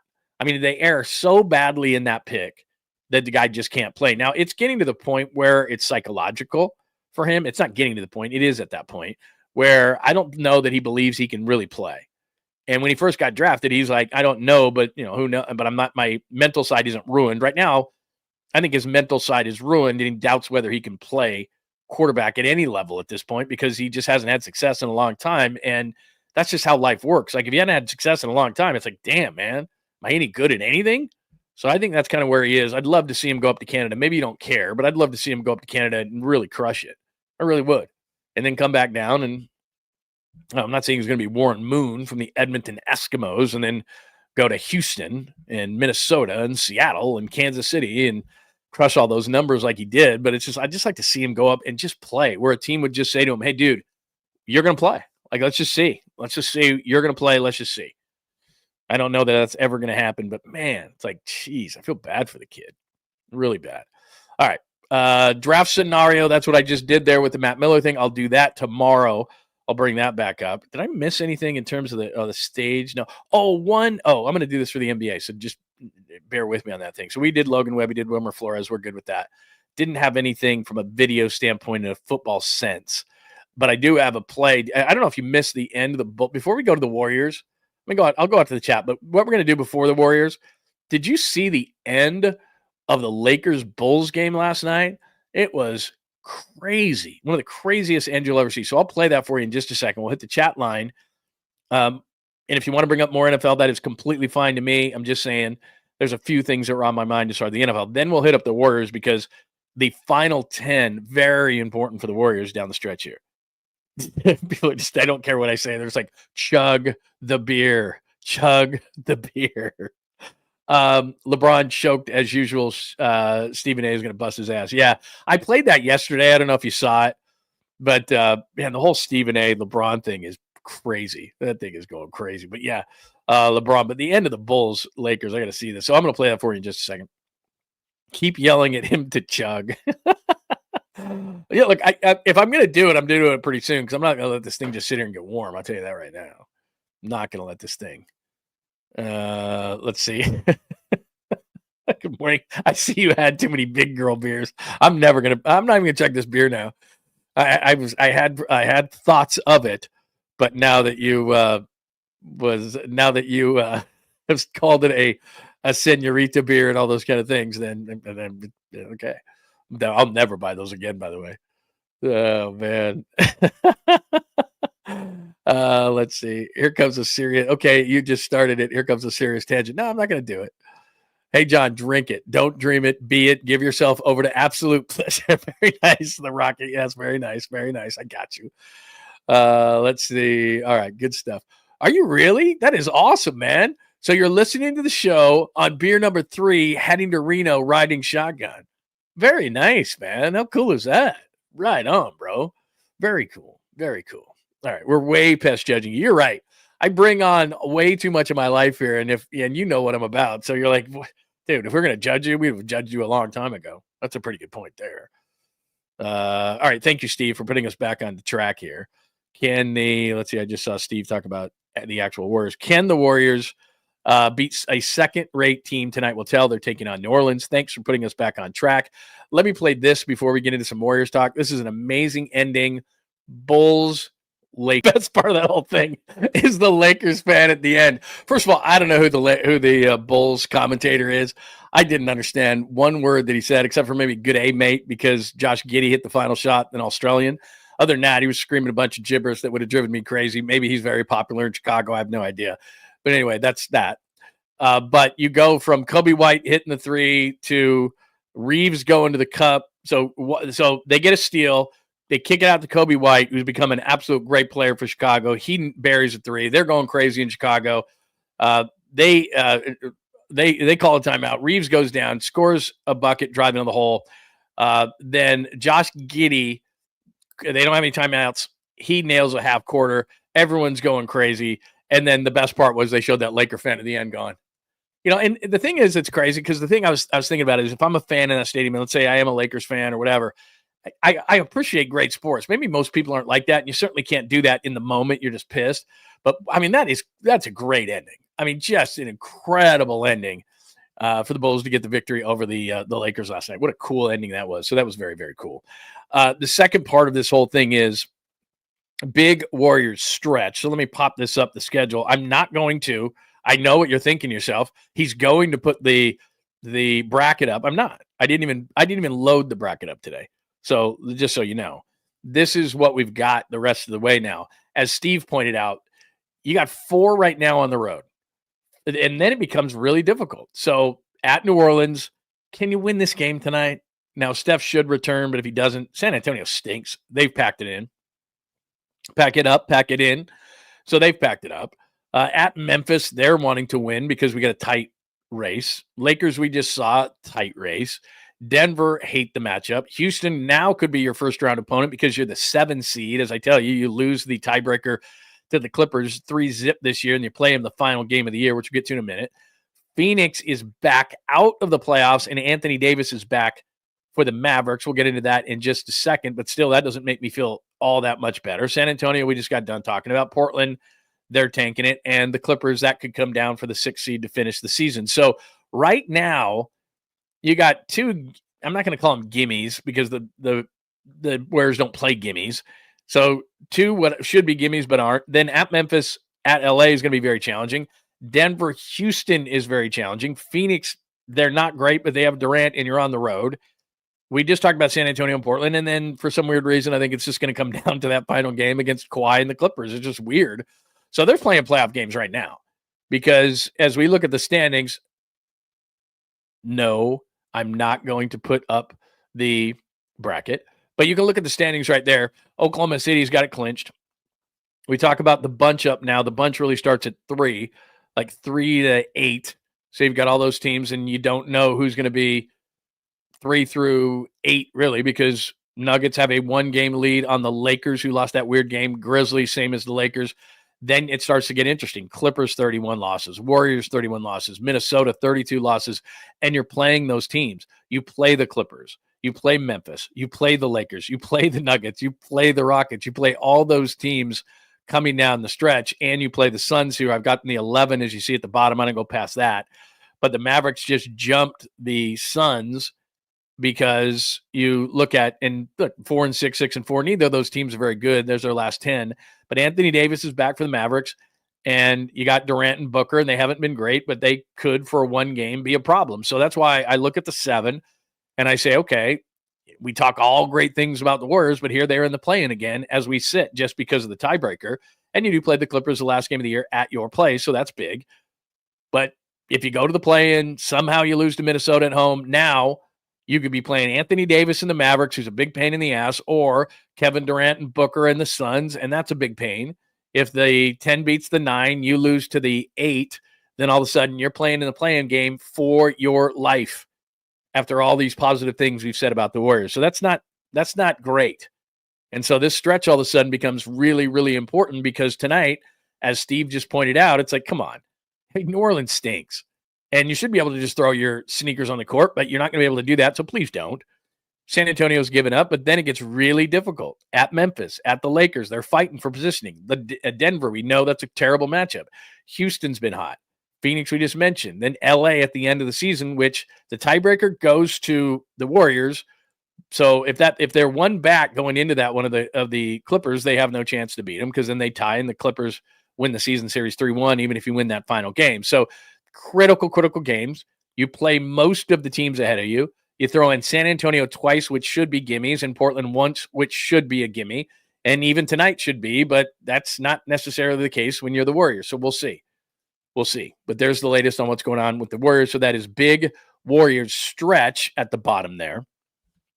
And then as I point out and just talked about, if there's 7 question mark, if there's 7, what happens? And I'm not being pessimistic. I'm just saying for all the positivity since Jimmy Butler's arrival, and there's been a ton of it. And we talked about, Steph Curry gets hurt all of a sudden, and now you're losing games you shouldn't lose. You lose a game in Atlanta, and they're not terrible, but come on. You lose a game in Miami in which they were more amped up than you for Jimmy's return. That's not great.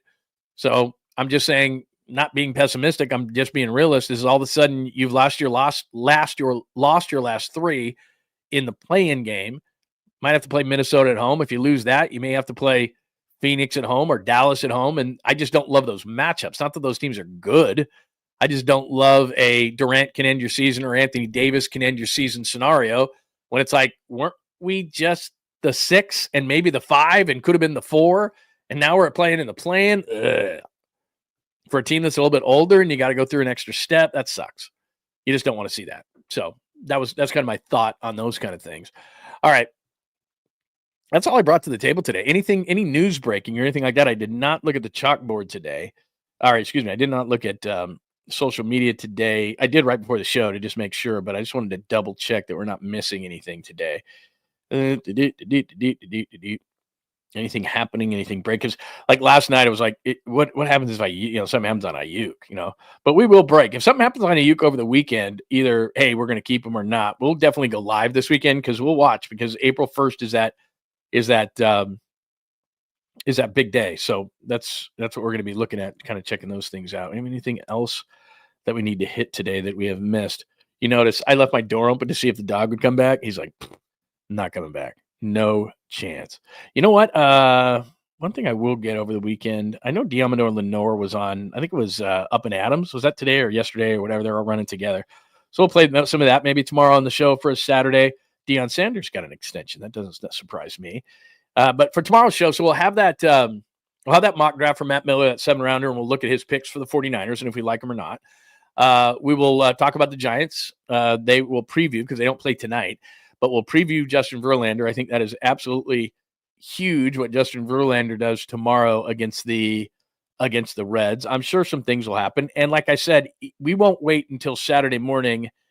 If something breaks on Brandon Aiyuk, which I know you don't want to talk about, but I'm not going to call it a great national nightmare, but that will be over by the 1st.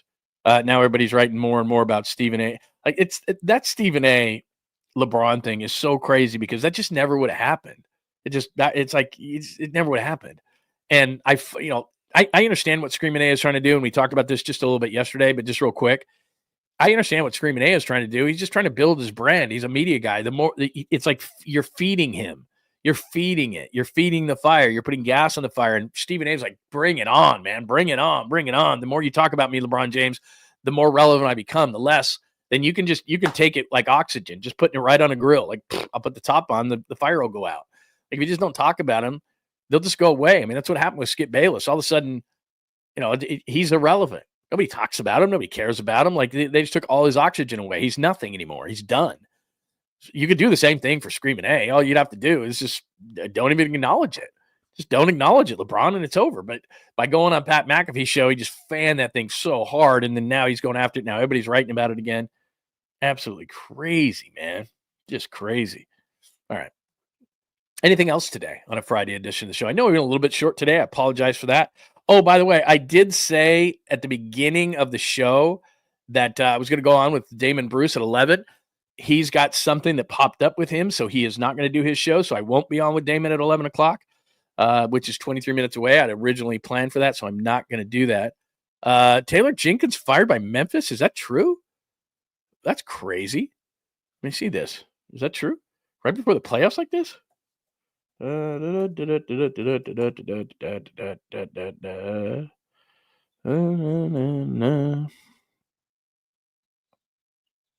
want Taylor Jenkins gone. Grizz management over the summer. Breaking news: the Grizzlies have parted ways. Wow. Oh, that was an hour ago. I should have known that, but I was out driving kids to school. I apologize. That's wild, man. That is wild. Right before the playoffs like that? Parting ways with head coach Taylor Jenkins after 6 seasons. Why would you do that at this point of the season? I mean, I'm not dialed into Memphis, but they're 44-29. I mean, and they've had some pretty good success on that team. I'll have to delve into that story a little bit more. Obviously, there's more to the story than that. Apparently, what, does John Morant not like him? Is that what the deal is here? I wouldn't have thought that would happen. I mean, what does Memphis think it should be doing? Last year, they were what? What did they win last year? 27 games or something? And now they get job back and they're really good again, and they think that they should be better than that. That's a little weird. All right. Let me check my board and make sure that I have not shown you something that I meant to show you today.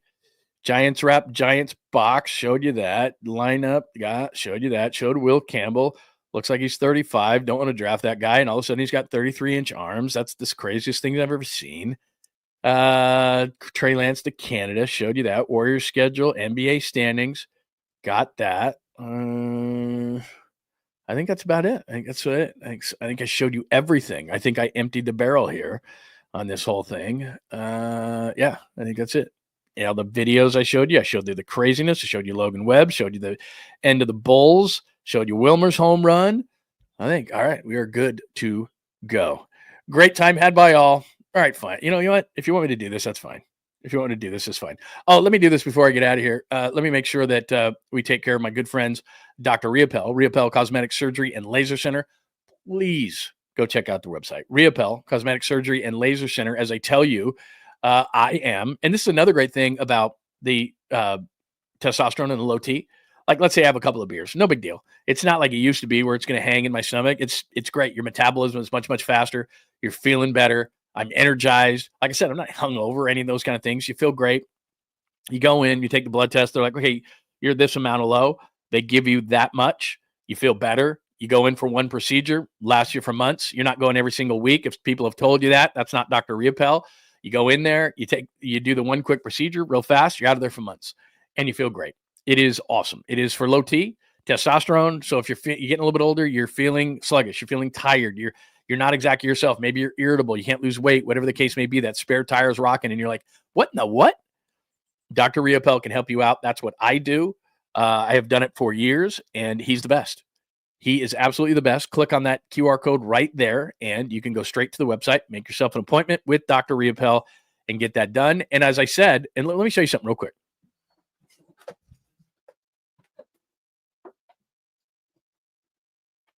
Because you probably think I'm lying when I talk about my wife and she does the stem cell treatments. You see all these things? This is what I had in my cooler because she doesn't need these anymore. A ton more in this cooler, and they were ice cold and frozen. And so what I did was I took them out of my freezer and I put them in my cooler because a bunch of ice was going to melt in there, and I had it in my studio. And so, you know what? I took a bunch of those frozen things, had them as beers when we did the show yesterday watching the Giants, and I put those in there because my wife doesn't even need them anymore because she did stem cell with Dr. Riopel. So she had her elbow done. She had her shoulder done. That's been over a month. She told me 2 days ago, I told you this, her shoulder feels like it's a 9 out of 10 in terms of how much better it is. She said her elbow's about a 6 or a 7, but getting much, much better. And she had her foot done. Now it's been about 10 days. And she told me yesterday, and she's had some problems with it just recently, the heel. And she said he did the work on it, and she feels amazing, like 100% better with the foot. So Dr. Riopel is the leader when it comes to stem cell with those kind of injuries. So if you've got any kind of pain, and I've told you the story about Bartolo Colon, he was one of the first to do it in the entire state of California. So that would probably interest you if you're thinking about stem cell and feeling better. Just get some information on it. So check it out right there. Click on the QR code, and Dr. Riopel, one of the best when it comes to California with stem cell. So you got some injuries, you're feeling those kind of things, shoulder, elbow, feet, whatever it is, get an appointment and just talk to Dr. Riopel about it. And like, he's not a guy who's like, if he doesn't think he can help you, he's not going to tell you he can. He's going to tell you exactly what he should do. But again, fine sponsor of the program, Riopel Cosmetic Surgery and Laser Center. Make sure that you check them out. I'm doing the testosterone. She is doing the stem cell, which is great. It's kind of like a PRP, and then they put the stem cell in there and they inject it, and you're going to be feeling better. At least my wife has. I can't tell you what you're going to feel because everybody's different, but she is absolutely feeling great. And I told you, she uses there's more of that stuff in there because it kept my beers nice and cold yesterday, but she doesn't need it. She doesn't need it nearly as much as she used to. So that's what we do. We use it for ice for beer coolers now, which is nice. Drink the beer. Every time I come back here, it's drink the beer, do it next. PMP at high noon. Very nice. Paulie Mac, Creative Tony. They're going to be at noon. So if you're watching on John Lund Unleashed, that is outstanding. Make sure that you are subscribing. Make sure you're following. Make sure you're telling your friends. Give us the thumbs up, please. But then get over to Bay Area Sports Collective because Paulie's going to be talking about opening day and all those things. High noon at Bay Area Sports Collective on YouTube. Fine. All right. I'll do that to finish the week because you asked nicely, and I could talk about a million different things. And then everybody's like, I don't care. Just chug the beer. All right, fine. Did you hear that opening? By the way, this thing is money. I've had this thing forever. I got it as a present. I think my mom might have got it for me. Best present I ever got. It's heavy though. You can't take that through a metal detector. I can tell you that. All right. I don't know that I can do this because I had way too many of these. Plus, I told you it's a little citrusy. So I didn't chug it. I didn't chug one of these yesterday. I chugged the hazy IPA yesterday. It was really good. Larry was buzzed on Niners Nightly. Did he? I didn't know that he was doing Niners Nightly last night. Was he? Did he really? He did Niners Nightly last night after all the beers we had. And I don't know that Larry's not a big drinker. I don't drink as much as maybe I say, but Larry's not a big drinker. So I don't know. I couldn't tell if Larry was. I couldn't tell if Larry was buzzed last night after the game. I was a little bit, but like I said, these were so easy to drink last night or yesterday during the game. I was having so much fun. I'm eating peanuts. Maybe it's something in peanuts. I mean, the salt, obviously, but and I was eating pretzels and stuff, and I'm just like, just put it down, man. It was a good time. All right, fine. What time do we got? I don't feel so bad. And it's almost 11 o'clock. I mean, I know it's 10:45 in the morning, but it is a Friday. And let's just, you know what? Here's another thing that we need to, I think, establish on the show is that let's just make it airport rules in here 24/7, 365. I mean, let's just do that. Let's just do airport rules 24/7, 365 in the show. So if you're going to have a beer, like no, it's not tacky. Who's driving a Reno right now? Somebody's driving a Reno right now. So somebody's driving a Reno and said there were 3 beers in, and like, that's cool, man. I have no issue with that. Like, if you're drinking right now, I have no problem. You see, this is what it's so funny that East Coast that you would say this. My dad said this all the time. Where is it? Where are you? Sorry, the thing's moving really fast. And so when I click on it, there you go. It's 5 o'clock somewhere. Absolutely. Make sure you like and subscribe right there. East Coast Red and Gold podcast. Great people. Yeah, my dad used to say that all the time. It's 1:45 somewhere too. That's a great one too. That's an absolute great one. I should say that, we are. In fact, what East Coast is here on the East Coast right now, right? It's 1:45. So it's 1:45. Tom Tolbert likes beers. Yeah, that's a good point. And it's Friday. Like, if this was Monday, you could judge me a little bit more. But like I said, we're going to make sure that it's airport rules 24/7, 365 on this show. No, if you're doing something, Larry and Dieter last night, it was heated. Tell me more, John Joseph. Tell me more. I didn't know that. I didn't tune in. I was sorry. After we went off the show, because I did the morning show yesterday, and then we did, the show which was like 3 hours. And so by the end of that thing, I was just like, the last thing I'm going to do is do more sports. Like, usually I do a lot of post-production stuff, and I was just like, I'm done. Need a break. And then I had, my wife's out of town and she's calling me, make sure you make him a healthy dinner. I was like, yeah. That's what I'm going to do right now. All right. Bottoms up. Everybody have a great Friday. We'll take this thing down. It's medium cold right now. I should have drank it when it was really cold.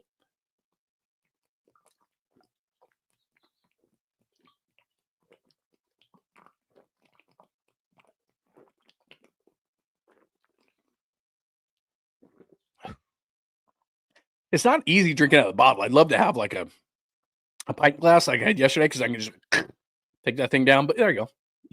She's done. She's gone. That was actually, you know what? That was a lot easier than I thought, because it's got that citrusy taste to it. It was almost like drinking, almost like an orange juice kind of a flavor to it, like a beer-ish orange juice. Whereas like a lot of people like a Bloody beer or something like that, and then in the morning, and so they'll do the Bloody Mary mix in it. That was kind of almost had like an orange juice flavor to it, So that wasn't really that bad, to be completely honest with you. It was like I said, the Corona Sunbrew Citrus Cerveza. So that was like, that's not bad. It actually had like almost a orange juice hue to it, if I can. So there you go.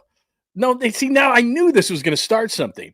This has to be a Friday thing. This has to be an every Friday thing. Yeah, maybe. And you know what? Maybe what I'll do with something like that is I will get some different ones. But I gotta say that as much fun as I got made fun of, for as much as I got made fun of for my Sunbrew, my Corona Sunbrew Cerveza, Citrus Cerveza, and calling it somebody called it a lady beer. Somebody called it a what did they call it? A senorita beer or something like that. For a morning beer, that's actually pretty good for a morning beer. I might buy some more of that, as much as you may make fun of me for it, and put it in there for morning beers. Not that I drink a lot of morning beers, but let's say it's a Saturday or a Sunday and I'm going to go to a Giants game and I wanted to start with something. That's Bloody Mary-ish. And I only mean that in a way of like how you're going to start your day, right? My wife loves mimosas. Excuse me. She likes it, but she likes just a splash of orange juice in it. So she's a mimosa person first thing of the day. You might be a Bloody Mary person. You might be a screwdriver person. That almost had like an orange type of a taste to it. So it was like a beer, but just had some orange juice in it. As weird as that sounds, not that bad, actually. Not that bad. Coffee and Kahlua, that's not a bad one. Bailey's and coffee, that's not a bad one. Irish coffee, that's not a bad one. Love this. Hey, John, make sure the kids get a healthy dinner, okay? Yeah, that's what's going to happen. Tonight, it's going to be the same thing. Like, on a Friday, that's the other thing, too.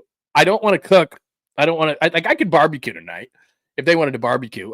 This week I've barbecued them steaks and a excellent burgers that I got at a local place.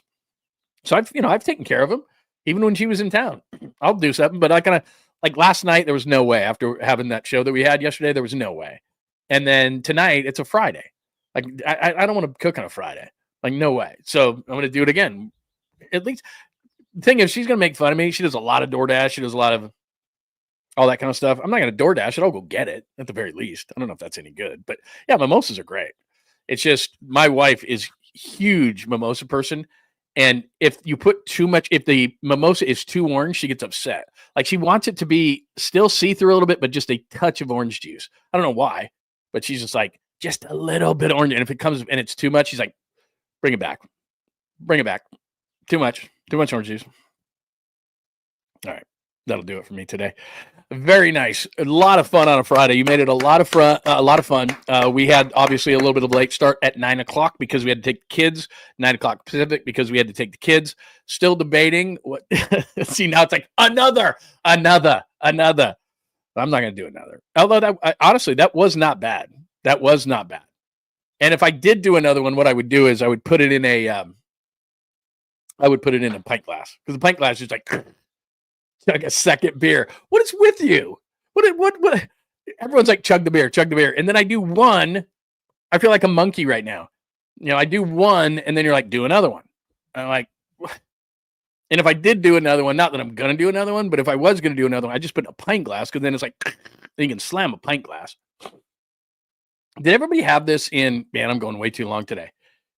Did everybody have this in college where, because we did a thing in the fraternities and it was called the boat races. And what we would do is you probably had something like this at your college. Maybe it was a little different, but we had a giant room for parties and we would bring in once a year in the spring because everyone was excited about spring and the weather being nice. We would bring in these canoes, these old canoes, and they were long, like a rowing team canoe. And you'd have one on each side. So you had two in this big giant room and we would invite all the other fraternities over. And of course, the sorority girls would come and watch because we were so manly. And you had what's called boat races. So you would take, obviously, the solo cups, the red solo cups, and you'd have a bunch of kegs there. And you had judges, and you would chug beers. And you have I can't remember if it was 8 or 10 guys. I think it was like 10 guys in a row. And you would stand 1 foot in the boat and 1 foot out of the boat. So you're standing up and, blow the whistle and go. And you would chug a beer and put it on top of your head. Now, if the beer ran too much, you had to wear this certain hat. Everyone wore a hat. And so you could tell if the beer was going down the hat, then you got a penalty. But you chugged the beer, put it on your head, and then the next guy could go. And we called it the boat races. And each fraternity every single year who would win. And we won. When I was there 4 years, even though people think I was there 6, I was there 4. And we won the boat races like 3 of the 4 years I was there, but it wasn't because of me. I was a leadoff guy. Like you wanted your leadoff guy to be good, just not put you in a penalty. But we had hammer guys at the end. They were just like, choo-choo, choo-choo. We had this guy, his name was Bryce, and he was the hammer. He could chug a beer faster than anybody you've ever seen in your life. And he was our anchor guy. And it was just like, boom, boom. Like if we were close, he would just bring it home. We had 2 guys like that at the end. And as long as I didn't screw it up as like the leadoff hitter, and that's what I was always the first guy. And I could do it pretty quick. But as long as I didn't screw it up as the leadoff hitter, we were in good shape. But it's not easy because what starts to happen, especially if you have a solo cup and you're trying to go so fast that it starts spilling on spilling on the front. And if you're spilling on your front, then they penalize you that like a second or something like that, or whatever it was, half a second. And then if too much was on your hat, then you got penalized as well. But we're pretty good at it. But it's not easy. Like a small neck like that, the small neck bottle, that thing's not, it's not conducive to like pounding a beer. You got to have that's why when you see George Kittle, for example, who was at the Nashville Predators game, we played one of those earlier. Like you got one of those, wide mouth plastic cups. You can just go take that thing down. These little neck things like that. It's not nearly as easy. Larry would do it. No, he would not. Larry would not. For Unleashed, your drunk ass leader. Yeah, right. I'm gonna be drunk. I'm not gonna be a drunk person today. I have responsibilities, all that kind of stuff. This is the ultimate. If you don't chug another one, you don't care about your fans. Oh man, look at everybody. Yeah, okay.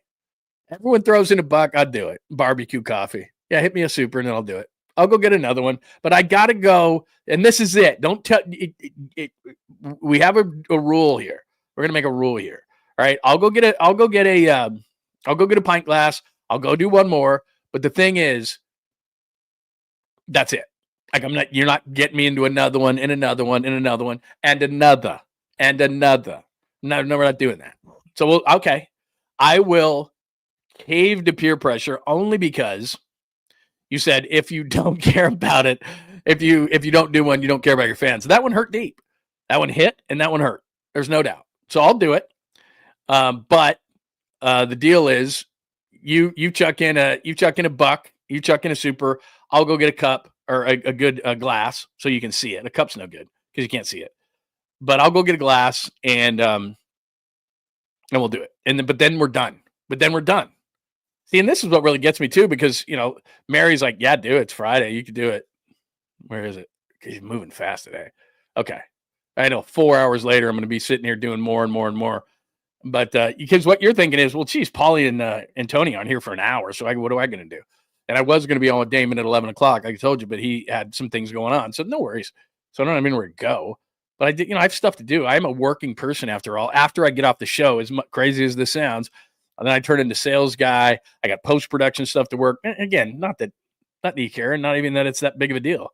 I know this is maybe I won't do it because now it's bad influence, and now you guys know that you can basically coerce me into anything. That's pretty much what it is. You don't have to get rid of the lady beer. Don't stop chugging until they're all gone. They're good beer, they're good morning beers. I got to say that if this was like a really some sort of IPA or something, it probably wouldn't be nearly as good. This is a good morning beer. I don't care what you say now. Sun Brew, good morning beer. It's citrusy, good morning beer. All right, I'll go get a glass because I'm not going to do this one again. I don't like this the narrow neck because that's not as good to chug. All right, you throw me up a super, I'll go get a cup. But this is it.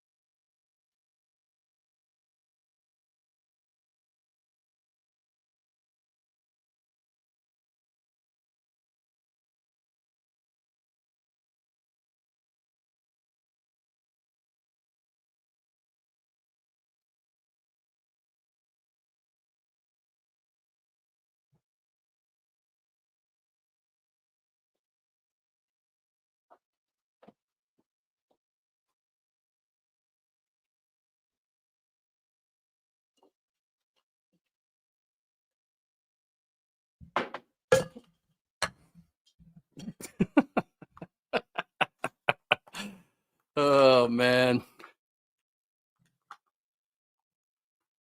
Oh. Yeah, we're not doing this again. You know what? I just saw this. I just thought of this when I walked inside because I went to get a pint glass out of my house. That I have this Niners cup that I was gonna chug out of, but this thing is disgusting. I don't know if you can see that, but it is dirty. Because I thought to myself, oh, I'll just chug out of the Niners cup. Because I actually got this at a Niners game. But yeah, this thing needs a wash. So we're not drinking out of that. Go put that thing in the dishwasher. Fine. I'm not doing this. This is not going to be a regular thing. And now you guys know you can manipulate me quite easily. I'm not going to allow you to do that anymore. I'm going to take back control of this show. I don't care if you call this a Senorita beer. It's very fragrant. Very fragrant. I'm going to let that thing settle for a minute. Second. And then this will finish the show today. No, I haven't even done the second beer. I knew this was going to happen. I haven't even done the second one. And Taggy's like, chug a third. I haven't even done a second one. This is it, though. I promise you. I got stuff to do today. I have things to do around the house. I got a honeydew list. I got to mow the lawn. I got to do post-production stuff. I got to be productive. I got a couple of sales calls today. Got to put a couple of things together. I got a long day ahead of me. I don't just like get the show done and go take a nap. I promise you I don't do that. I go work. I got to work. I got stuff to do. But the fact that you're making me do this, having me do this, these things are ice cold. I did, I let that one kind of warm up a little bit, which is easier to chug than these ice cold ones. I know the wife leaves. See, here's the thing. If she was around, she would be watching.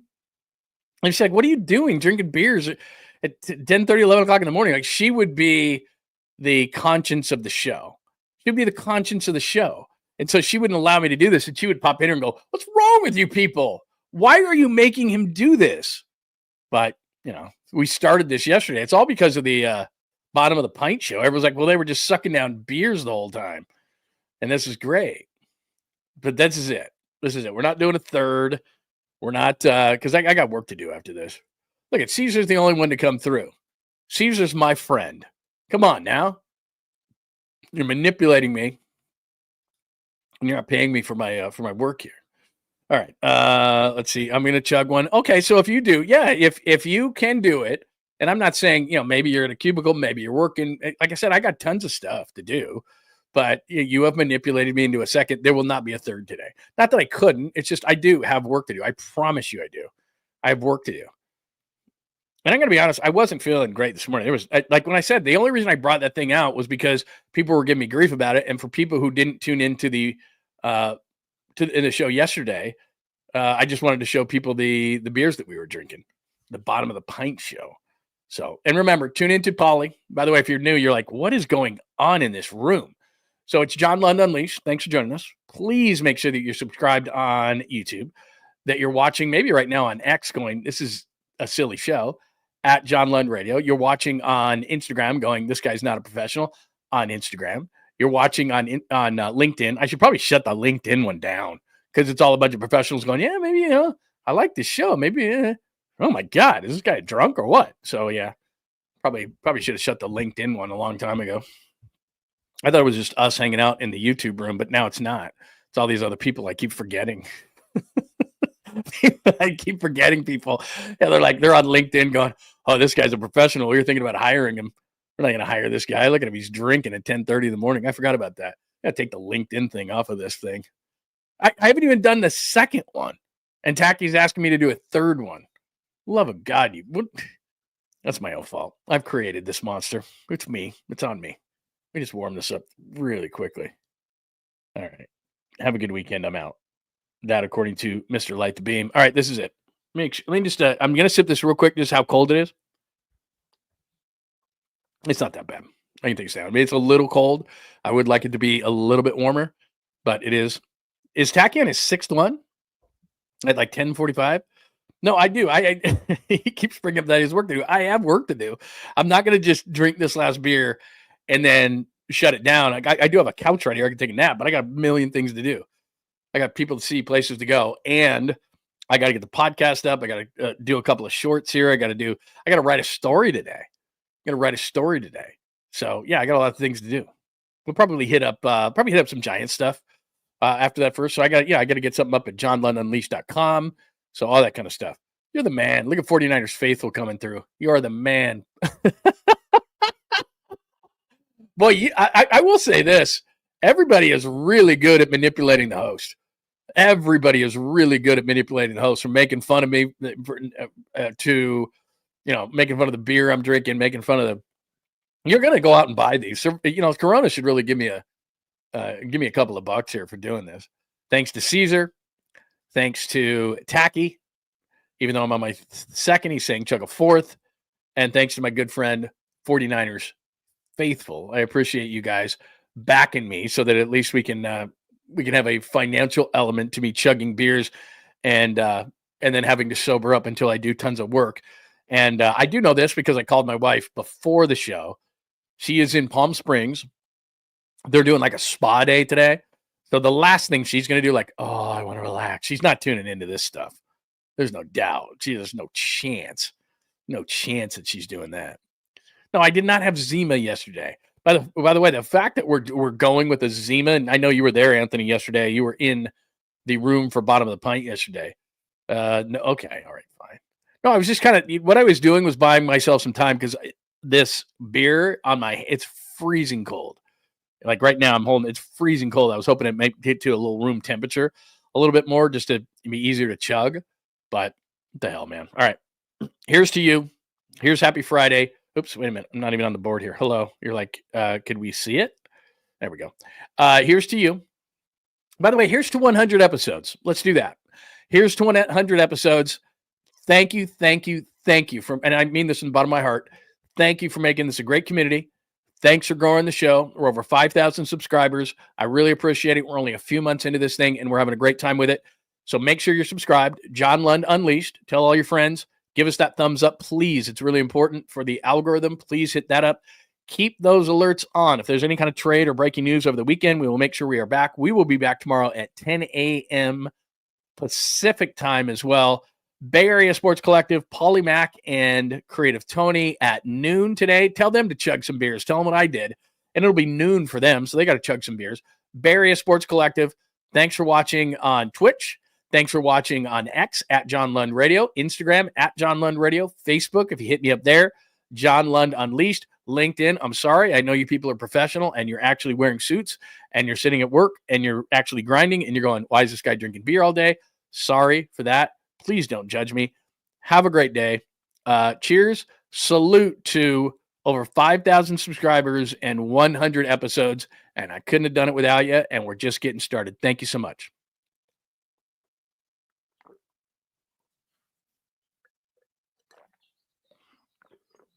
That would have qualified. If we were doing, if you're doing boat races, a little bit came out, not much. I mean, I can't even, that would have qualified for a drink. Should have been faster, but see how much better that is. The bottleneck is just like, can't do it. So anyway, there you go.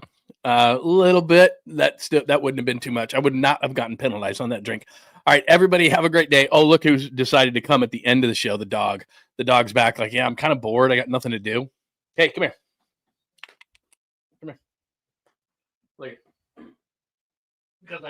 Because I left the door open. He's like, I come back in. There's nobody else in the house. So there you go. All right. He's here for the chug. Thank you. Thank you for manipulating me. Thank you for the supers at the end. I appreciate you guys so much. Thank you. And I really mean this. Thank you for 100 episodes. We've had a really great time with everything, and we'll keep it going thanks to you. We really appreciate it. Thanks for watching John Lund Unleashed. Everybody have a great weekend. Do remember that Polymac and Creative Tony on the Bay Area Sports Collective start up in about 53 minutes. So take a quick break. Do what you got to do. You could have a beer. You could have a bloody. You could have a Bailey's coffee. Or you could be a professional and you could just have a little breakfast, some coffee, whatever you want to do. Or maybe it's noontime if you're on the East Coast and almost, I guess, about 2 o'clock.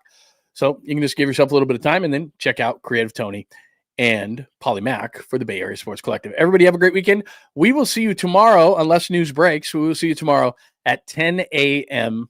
Pacific on John Lund Unleashed. And again, thank you for 100 episodes. We're just getting started. Have a great rest of your Friday. Thanks for hanging out with John Lund Unleashed. We'll try to be better next time, though I wouldn't hold my breath. Please like and subscribe on the John Lund Unleashed Pod YouTube channel. Watch live shows weekdays at 8 a.m. on YouTube, Instagram, and X. And make sure to have your alerts on for shows throughout the day or night. All things Lund can be found at johnlundunleashed.com. johnlundunleashed.com. Goodbye!